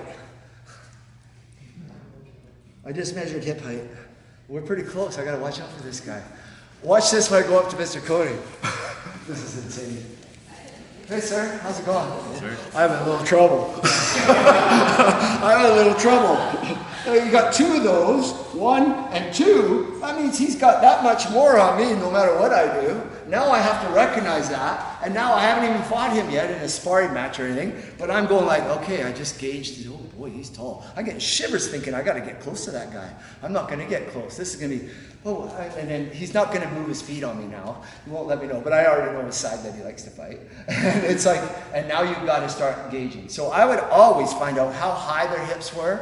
So I had a gauge in my mind, okay, I can do this with this person now. I can be sneaky. This will work, that won't work. And I have a little tiny advantage off the start of my match.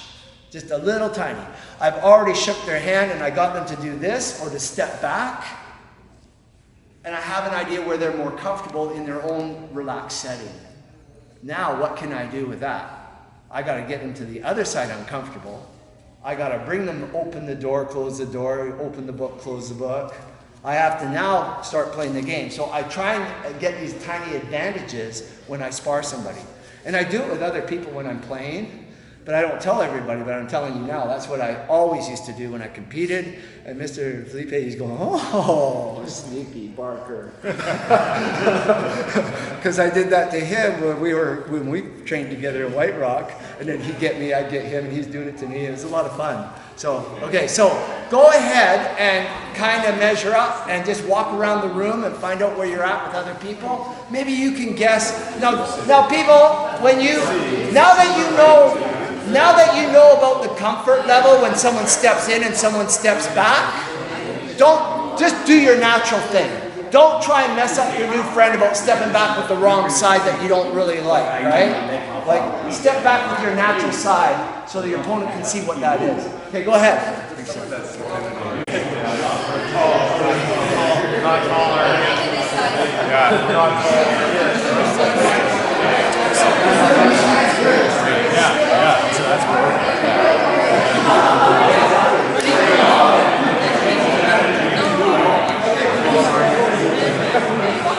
No, that's the same one.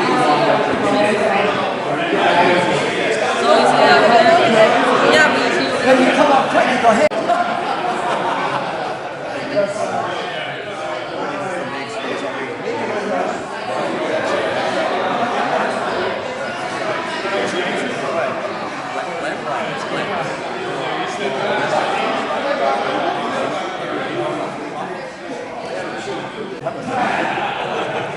This is the whole region.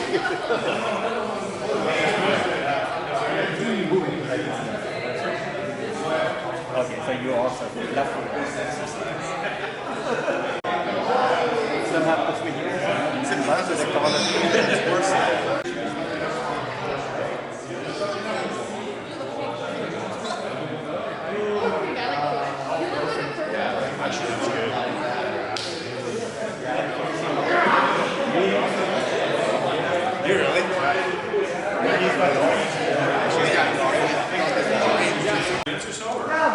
Master, did you want to say a point before? Yes. Oh yeah, I just wanted to, for the younger guys, so I've taught this in the past, but maybe I haven't taught it lately. It's gonna really teach as much to the younger guys. I will more work with the older people now, the black belts. But anyone remember smart stance?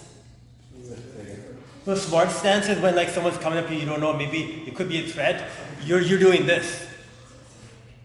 See, I have my hand already up, but they think I'm just thinking. Yeah, I right? scratch my chin. I'm thinking, but then the minute an interaction happens, my hand is already here instead of like pretending like this, right? So it's just called smart stance, right?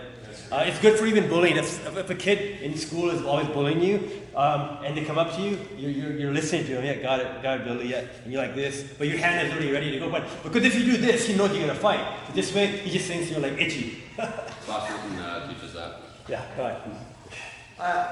Yes, I would walk through a crowd and I put my hand by my chin and just kind of scratch and make sure I got one in the right spot, or the bad spot. Never go through the middle, go behind. Yeah, little things, yeah. That was good. Okay, I have about 20 minutes here or so. Yes. Okay.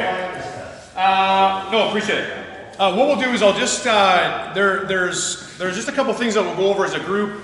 I'll kind of tell you some of my experiences kind of as we go along here, but we'll just kind of get moving a little bit just to kind of break the ice and stuff. So we're going to talk a little bit about striking first. So there's two big things that are kind of big with Taekwondo that are sort of a negative in terms of strikings. Number one is that we do a lot of stuff that's quite high, and number two, we pull a lot. So we snap and we pull. So if everybody can just face the mirror. So the first things first is whenever we think, exactly like Master Med said, I love the old thinking, we're big at just hands in a neutral position by our chest, or hands up, hey, like I don't want any issues, I don't want any problems. But it's all about a mindset. So I'm saying, hey, I don't want any problems, but I'm obviously ready for a problem. So I'm saying, hey, like we can talk about this, it's not a problem, but I'm ready for a problem. And, you know, and in self-defense, you have that mindset that you're good to go with the problem.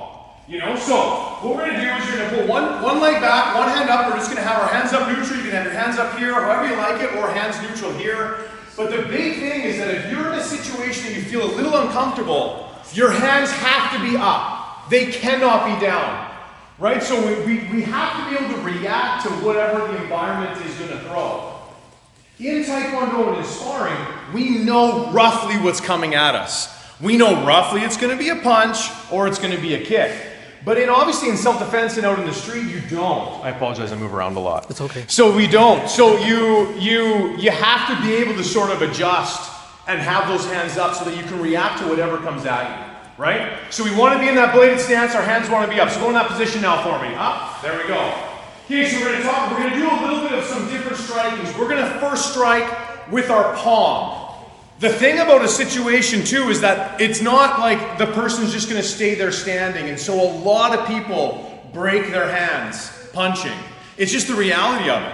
So as people are moving and jiving and all sorts of stuff, you can easily hit someone with your pinky knuckle. That's not what we want. We want to punch with our front two knuckles. But that obviously doesn't happen all the time. So when we do like untrained and when we do a lot of like self-defense type stuff, we often just teach the palm strike. It's very simple. You don't need to think. It's always the same. You have a larger surface area striking whatever you want to have happen, and it doesn't have to be perfect. So if you get hurt, you're less likely to get hurt with a palm strike. So hands up for me, face the mirror. What we want is that lead hand. We want to rotate our fist, rotate our hip, and we want to shove our palm into the chest or into the face of that person. So we want a nice good rotation, and what we're not great at in Taekwondo is we're not great at keeping it on the target. There's a big difference between pulling and keeping it there. You can see the momentum and sort of that pressure goes forward. So that's what we want. So hands are up. We're going to rotate and we're going to keep it out there for a second, bring it back. Rotate it off that front hand, keep it back, bring it back. Other hand stays up, both hands are up. So every time I say strike, you strike with the lead hand. Strike! Boom, nice. We're going to rotate our hips, good job. We're going to rotate our hips and plant it there. So don't pop it, plant it. Strike! Pop it, nice. So in pressure point control tactics, they call it time on target. We want it to like rest and stay on the target for a second. We want our body and our energy to go on to the target that we're at. Strike! Nice, now we're going to do the backhand. So now what we're going to do is you're just going to rotate the opposite side. Rotate your hips into that strike and then pop back. Hands stay up. Strike! Boom, nice. Strike. Very simple. So self-defense most of the time has to be very simple. It can't be complicated. Strike! Nice. A lot of guys that do a lot of training in jiu-jitsu and Krav and Taekwondo and all sorts of martial arts, they'll do this for 4 years, 5 years, but in a self-defense kind of course, it's got to be like nitty-gritty. It's got to be right to the point. Hands up, hold it, and back. We're not going to pull. Strike. Nice. Strike. Good. And we can all kick amazing. So now we've got our palm strikes. What are some other upper body things we can use for self-defense? Give me another upper body part. What can we use? Yeah, knees drape, but upper body. Oh, upper body? Yeah, what do you think? Elbow? Elbow, beautiful. So we're just gonna go, so this is more long range, this is obviously close range. So you can come up, you can come to the side, you can come down, whatever you wanna do, but it's meant to be quite tight. So this is what Master Barker was saying in that space. Palm strikes aren't great here, elbows are really good here. Okay, so throw a couple of different elbows, whatever kinds you want. Strike, nice. Strike, good. Rotate it like you're giving it 100%. Really get that in there. We want that strike to count. Strike and plant. Nice. Right on top. Strike. Good. Give me a couple different ones. Strike. Good. Strike. Nice. Strike. Nice. Good job. So now we'll go more lower body. So what do we have for our lower body? Give me a lower body one we can use. Yeah, what kind of kick? Front kick. Sure. Where are you going to kick? You think that high or a little bit lower? Okay, nice. Yeah, so Taekwondo people would often kick high. That's the rules. We got to kick high. But we're actually going to keep everything below the waist. So if we're going to throw a kick, we're going to keep it super low. And we're going to aim for just at the bottom of the shin with our boot or with our shoe. So if I'm here, I can kick that with my instep. I can kick it with the front of my foot. I can do it, and we're just going to keep it nice and low. So remember, we don't know the ground we're on. We don't choose the ground in self-defense. You don't choose the weather. You don't choose is it slippery. You don't choose is it dry. You don't choose if it's gravel. You don't choose that in self-defense. You just have to deal with it. Are we on a bar with a slippery floor where everybody's spilt their drinks? So I would recommend that if we kick in self-defense, we actually keep it quite low. Knee, outer thigh, front of the shin, inner thigh, spots like that are great. So let's try a couple little front kicks. Remember with shoes, doesn't matter if you bend back your toes, it doesn't. But all we're going to do is just kick that front leg, instep that front leg nice and low. Hands are staying up. Okay, strike. Nice little kick. Good job. Strike. Good, nice and low. It's weird to kick low. You don't do it a lot. Strike. Boom. Yeah, right in the front of that instep, right there at the bottom. Strike. Nice. Strike. Good job. So when we do turning kicks, how do we teach a turning kick? We obviously teach the full rotation and the full hip motion. In self-defense, because again, you don't know your ground, we can pre-rotate our bottom foot. So if I want to kick on the side of the leg, I can pre-rotate this bottom foot to open up my hip so I can get a better kick low. So I don't necessarily want to do it at the same time like we do it if the ground is super slippery. Right? It can be nasty. The last thing you want is to throw your first kick and you're now on the ground. So we can pre-rotate it and then the hip's already rotated for the kick. Again, it's just a different way to kick. So let's give it a try. So we're going to pre-rotate our front foot and then kick that low kick. Yeah, aim at the partner. Good. Strike. Good job. Strike. Nice. Nice and low. Low. Strike. So we want to aim for just above the knee or just in the inner thigh or even the bottom portion of the leg. We don't want to go necessarily high. Strike. Good. Nice. Switch your feet. Try the other side. Turn your foot. Strike. Good job. Strike. Nice and low. Lower. Lower. Strike. You guys are just so flexible. Strike. Good job. Good. And when we're driving it, we're like driving it. Like we want to kick it 100%. Strike. Strike. Good. Nice. Relax. And then the last thing we have is obviously the knee. Anybody comfortable with knees? Like, yeah. How do you guys throw a knee? How would you throw a knee on someone? Yeah. Good job. Yeah. Nice. Side to side. How would you throw a knee? Yeah. Good job. And the hand motion is grabbing the person. Yeah. Beauty. Yeah. Back of the head. Next. Yeah. Wherever you want. Yeah. Nice. So for everybody, grab a partner real quick. Touch drills. So with your partner, you're going to grab the back of the neck or the shoulders, whatever you can grab, right? Remember, it's not always simple. So you just got to take what you can take. What I want you to try is a couple of knees to the low leg, a knee to the center, and then try another knee to the other low leg. So just do touch drills on the inner and outer thigh and to the body. Go ahead with each other. Give a couple reps each. Couple of drives, good.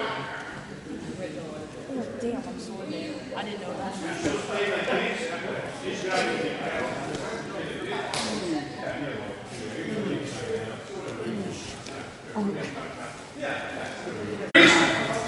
So when we grab for the knee, Master Camboria, when we grab for the knee, really nice.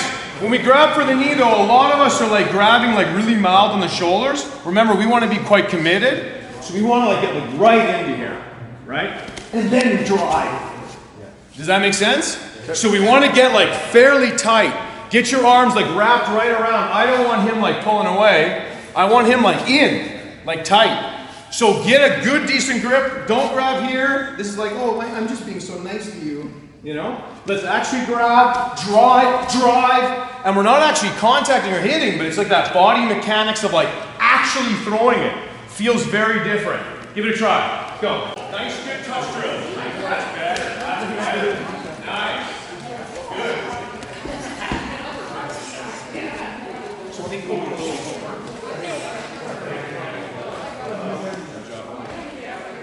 You got ready for that. Good, breathe. Nice. Very good. So I would say that the majority of times when I spoke to victims, the majority of times, the females and or the males that fought off random attacks, again, these are very rare. So don't think that it's commonplace. They're very, very rare, statistically speaking. We wouldn't think they are when you watch the news, but in Canada, they're extremely rare. A completely random attack on a female that doesn't know the attacker very rarely happens. It does, but it's rare. I find in the Stanley Park here though, the news, like you said, it usually happens in Stanley Park because it's a big park, right? Sure, it's a big park and it does happen, but it's random. So when we talk about this, when we talk about these random sort of attacks, what if I'm going to attack someone? So I need you guys are going to participate a little bit in this. So I'm going to attack someone. It is my job today to attack someone. I've decided. What am I going to do? What is something that a guy like me that wants to attack, let's say a female, what am I going to do? What does my day look like? Yeah. Probably you'll find a place where you can be not noticed or identified. Perfect. Then you're gonna hide. Perfect. Then you're gonna look who. You've answered enough. You've answered enough, Tatiana. Time out. What's another thing? You think about this often, which I love. Give me another one. What else? What am I looking for? What do you think? Can you give me one? Someone who you don't think can defend themselves. Amazing. Nice. What's another one, maybe? Place you can take them. Yeah. Nice. Yeah, great. So someone that is a little bit easy. Yeah, good. What else am I looking for if I'm going to attack someone? Not being near crowded space. Or like Beautiful. Beautiful. So I have the privilege right now where my job is to watch people that do this type of thing. So my job is to literally watch offenders that we know do this type of behavior, and we attempt to stop it before it happens. So it's very interesting because all of the things that you guys mentioned is exactly what they do. It's not that big of a surprise. It's just you have to actually realize that that's the case. And almost all of the times that the victims end up not being successful is they just didn't stop.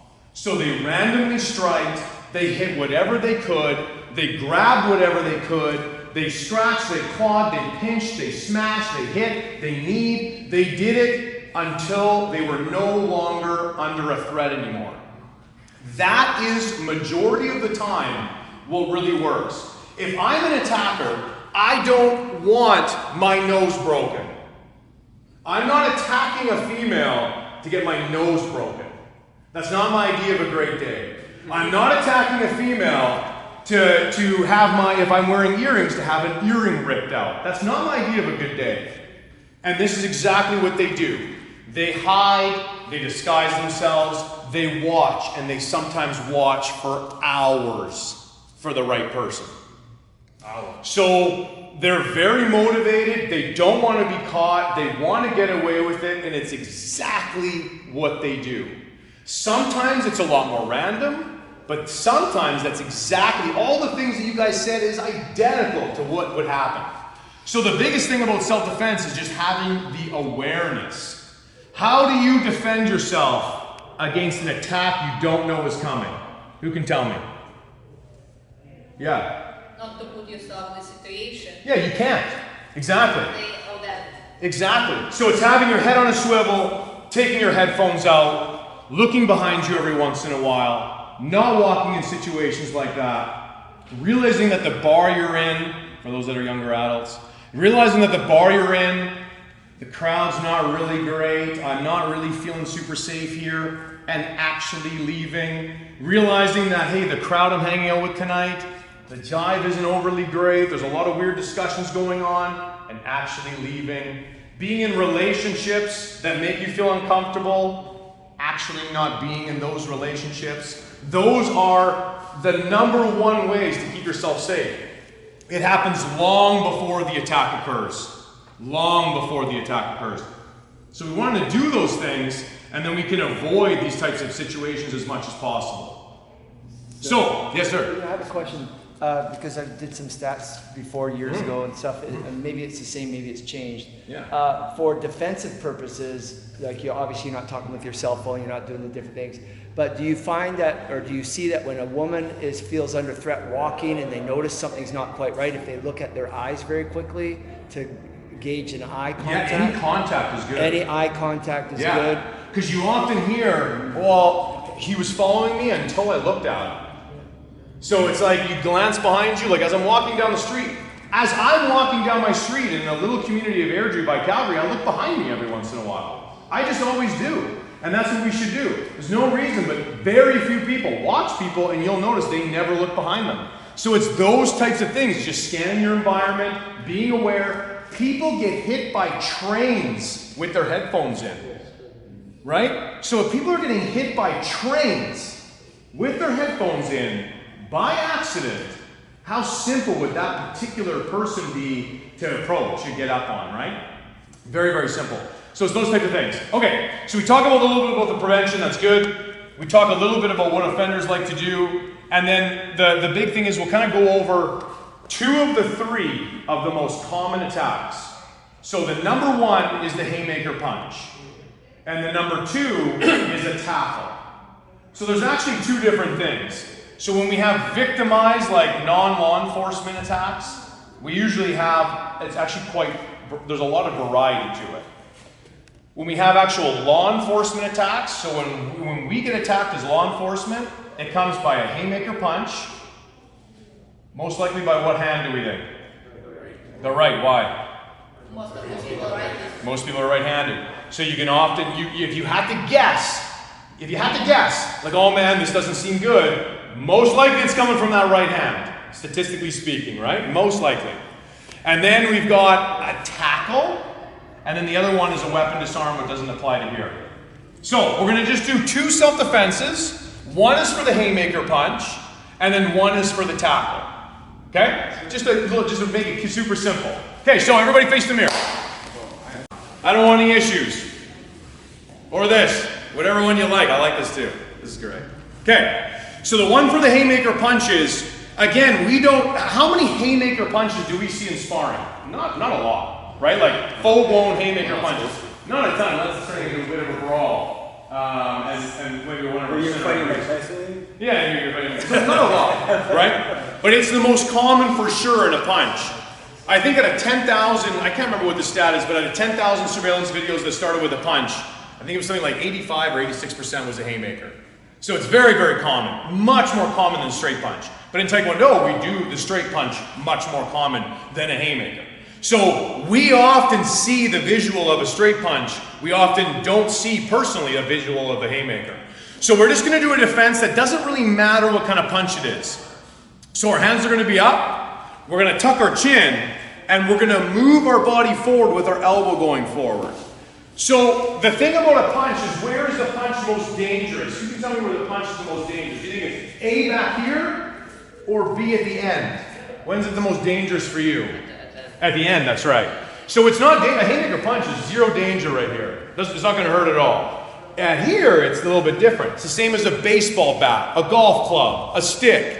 The danger is at the end of the item, right? So that's where the danger comes in. So the idea is that we're going to move into the person, prior to getting punched in the face, right? So we're going to take our hand, we're going to tuck it in behind our neck, we're going to drive our elbow forward and our chin down and our other hand up. So both hands are up. All we're doing is protecting our head and moving forward. So from here, you're just going to lunge forward into the punch and back. Nice. Let's do it again. Lunge forward and back. Good job. Do it 5 times. Go. Nice. We want our hand to go right over the back of our head. We want the protection to be on the back of our head. Nice.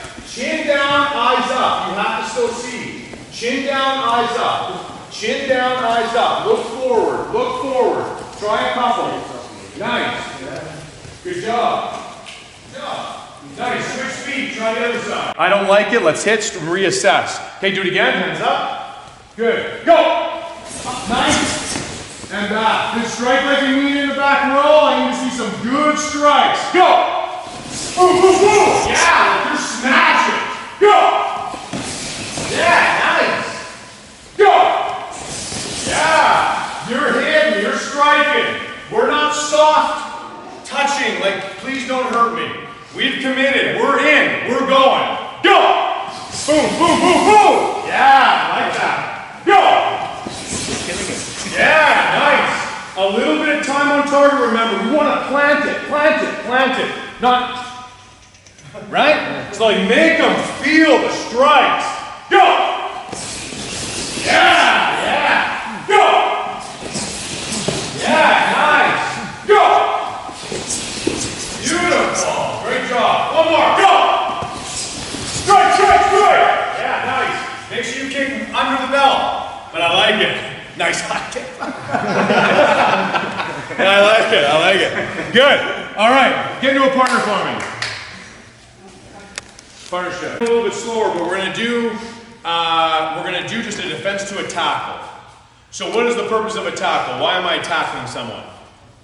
Sorry, what do you do? Tackle, like like this. Oh, throw them on the ground. Yeah, take them to the ground, nice, control their movement.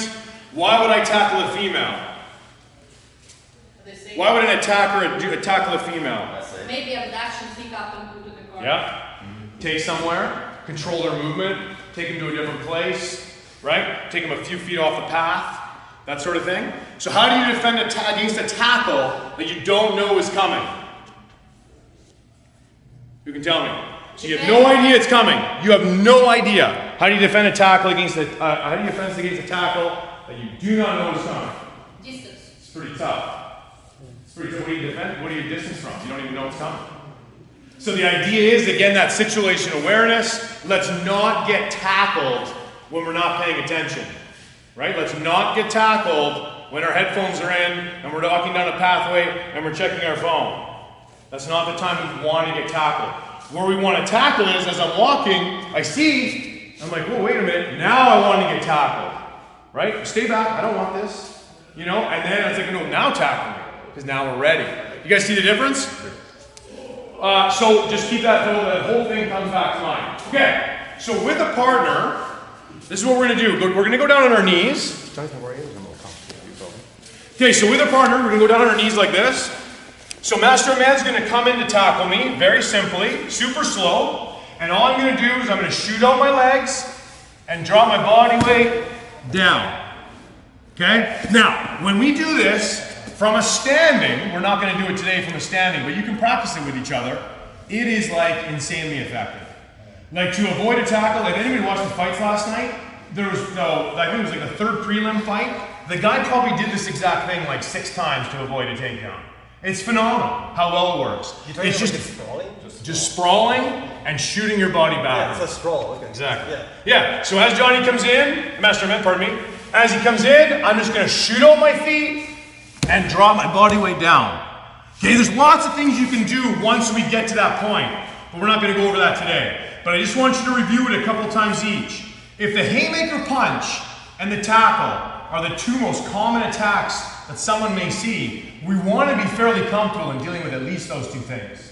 Okay, give it a try. A couple times each. One person sprawls, put your body weight on the other person, and then the other person goes.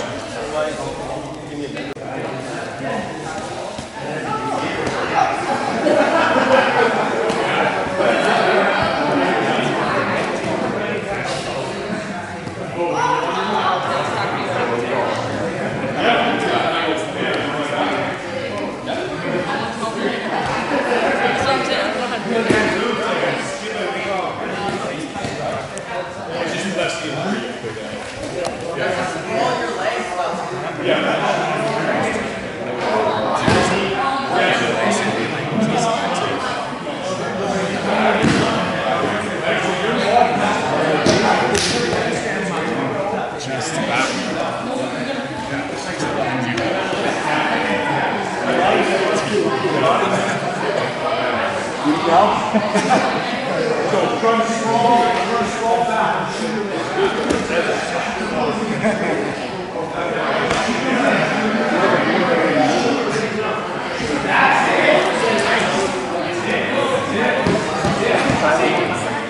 Come in. Wait. Yeah. Beautiful. Good job. Shoot back. Shoot more back. Yeah. Nice. Trying to get time. So you're trying to go like straight down. Trying to like pop your legs back. Does that make sense? Like really trying to shoot back. Shoot. Yeah. We're trying to. So I come in for a tackle. You're gonna shoot your legs backwards, not come down on top. That's the big difference. Because if I have forward momentum, you have to gain distance, not be the same. Does that make sense? So if I come in, you gotta shoot. It's like, that's better. That's better. Okay, try it again. You're gonna shoot the legs. Oh, yeah. Try to shoot the legs back. Yeah, down. That's it. Nice.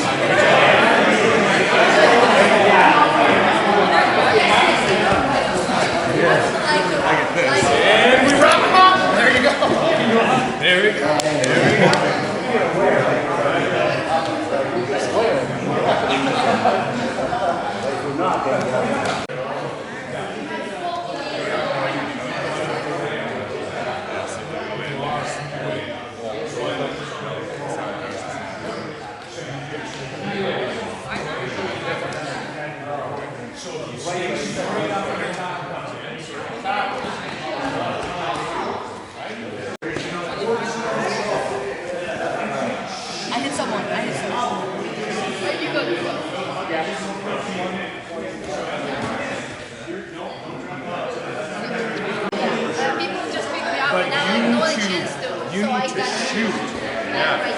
Yeah. Good, freeze. Good, freeze. So eyes up here real quick. So the body, you've got to remember, and we can do this drill. So everybody go down your knees here for me. Okay, so go up on your, kind of like up, right on your knees. There you go. Just as some people are a little bit confused, remember we're not meeting like strength with strength. We need to be very flexible and just allow the legs to shoot out. So it's easier on the ground. You gotta practice it a few times before you do it standing up. So the idea is that all I'm doing, when this happens for real and it's very, very fast, I think the one time I did it on the street a couple years ago, the guy was like 350 pounds, and he's coming in like hard. So it was so simple. It's just like, the legs just popped out, and I just landed right on top of him. Like, it's so simple, it's like unbelievable. So you basically want to just shoot like this back, like you're shooting the legs back, instead of like trying to like slowly lower yourself, then it's too late. Does that make sense? So you want to like sprawl it, like pop those legs back. So when you're standing, you're basically like popping them back and coming down. Does that make sense? So give it a try a couple times on your knees, just on your own, and then try it a few times standing up if you're comfortable. Don't break anything. Okay, give it a try. Shoot the legs out. That's really good. Shoot. Yeah.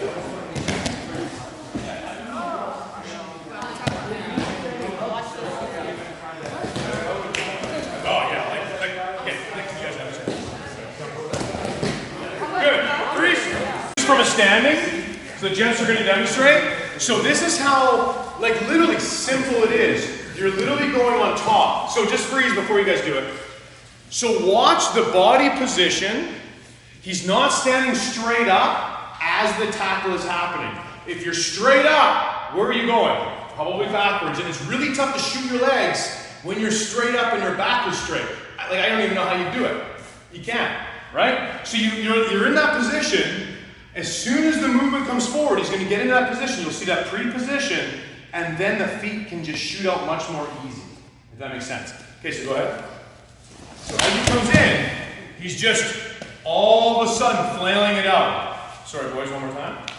So good. Good, and just before the actual tackle, just freeze. Okay, go ahead. Yeah, good. So here we go. So we've got the body forward. The legs are in a position that they can shoot out. If he's up like this, where's he going? straight on his back, and that's gonna suck. So when you get tackled for real, it really is not fun without equipment. Now we've got a alley, we've got maybe wood behind us, we've got gravel, we're on the pavement in the parking lot out there. This is not fun, right? So when he when he puts his body in that position, that allows his legs to be able to shoot out. And then go ahead nice and slow. Yeah. And it allows the body to shoot out. You land on top and then freeze. That's good, gents. And then you can do whatever you want from there. So if we don't know what to do from here, what do? Strike. Strike. Strike. So if I don't know can I get you to lie down? If I'm not sure what to do from here, I'm going to strike, I'm going to get distance, I'm going to maybe use my feet, and then I'm going to get back, and I'm going to get back, and now. Right? Nice and simple. Dirty, but simple. Right? So it's like, it doesn't have to be overly complicated. You just have to get to work, strike for real, put some time on the target a little bit, and make it work. If we have no training, do I want to wrap this guy up, get on his back, and all that sort of stuff? No, I don't. Right? You don't need to take this guy into custody like law enforcement. You don't need to do anything. You can just get out of there. So that's exactly what you want to do. That make sense? Nice. Good. Try one more time each. Just until. That's right. Go ahead. I was just going to say.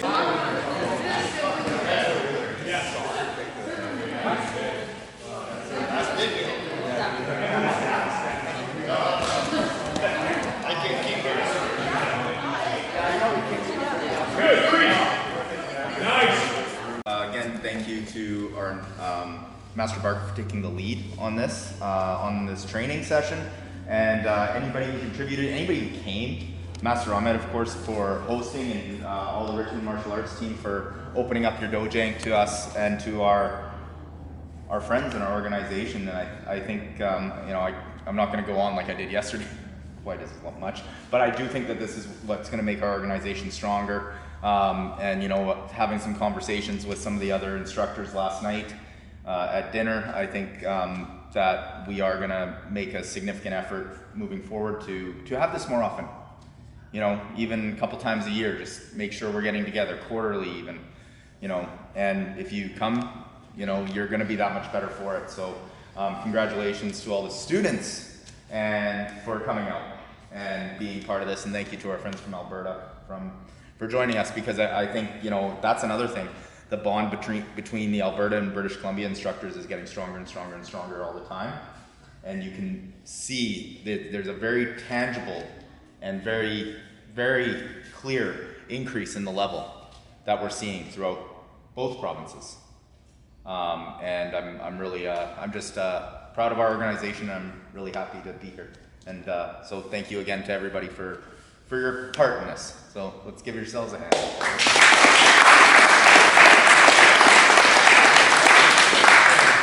2 days of training. Anybody wants this footage, just reach out to me. It's going to be we're going to have this available to you guys, because I want you guys not to just do this and forget. I want to keep a memory of this. So yeah, definitely just let me know once it's all ready. We'll get it out to you. Definitely, like, if you're here, you're serious about what you do, like, you wouldn't be here, right? Because I invited many people, but not everybody came. You guys came, so definitely just showing up. I can tell everybody here knows now who we are, so we know you're serious. We want to learn, grow. Yeah, so this is great. And then instructors of schools, I can't wait till you guys also host one of these, and then we'll support you guys. We'll come down. So then if each of us take turns hosting this in different parts of BC. It'll be awesome. All right, thank you. Good.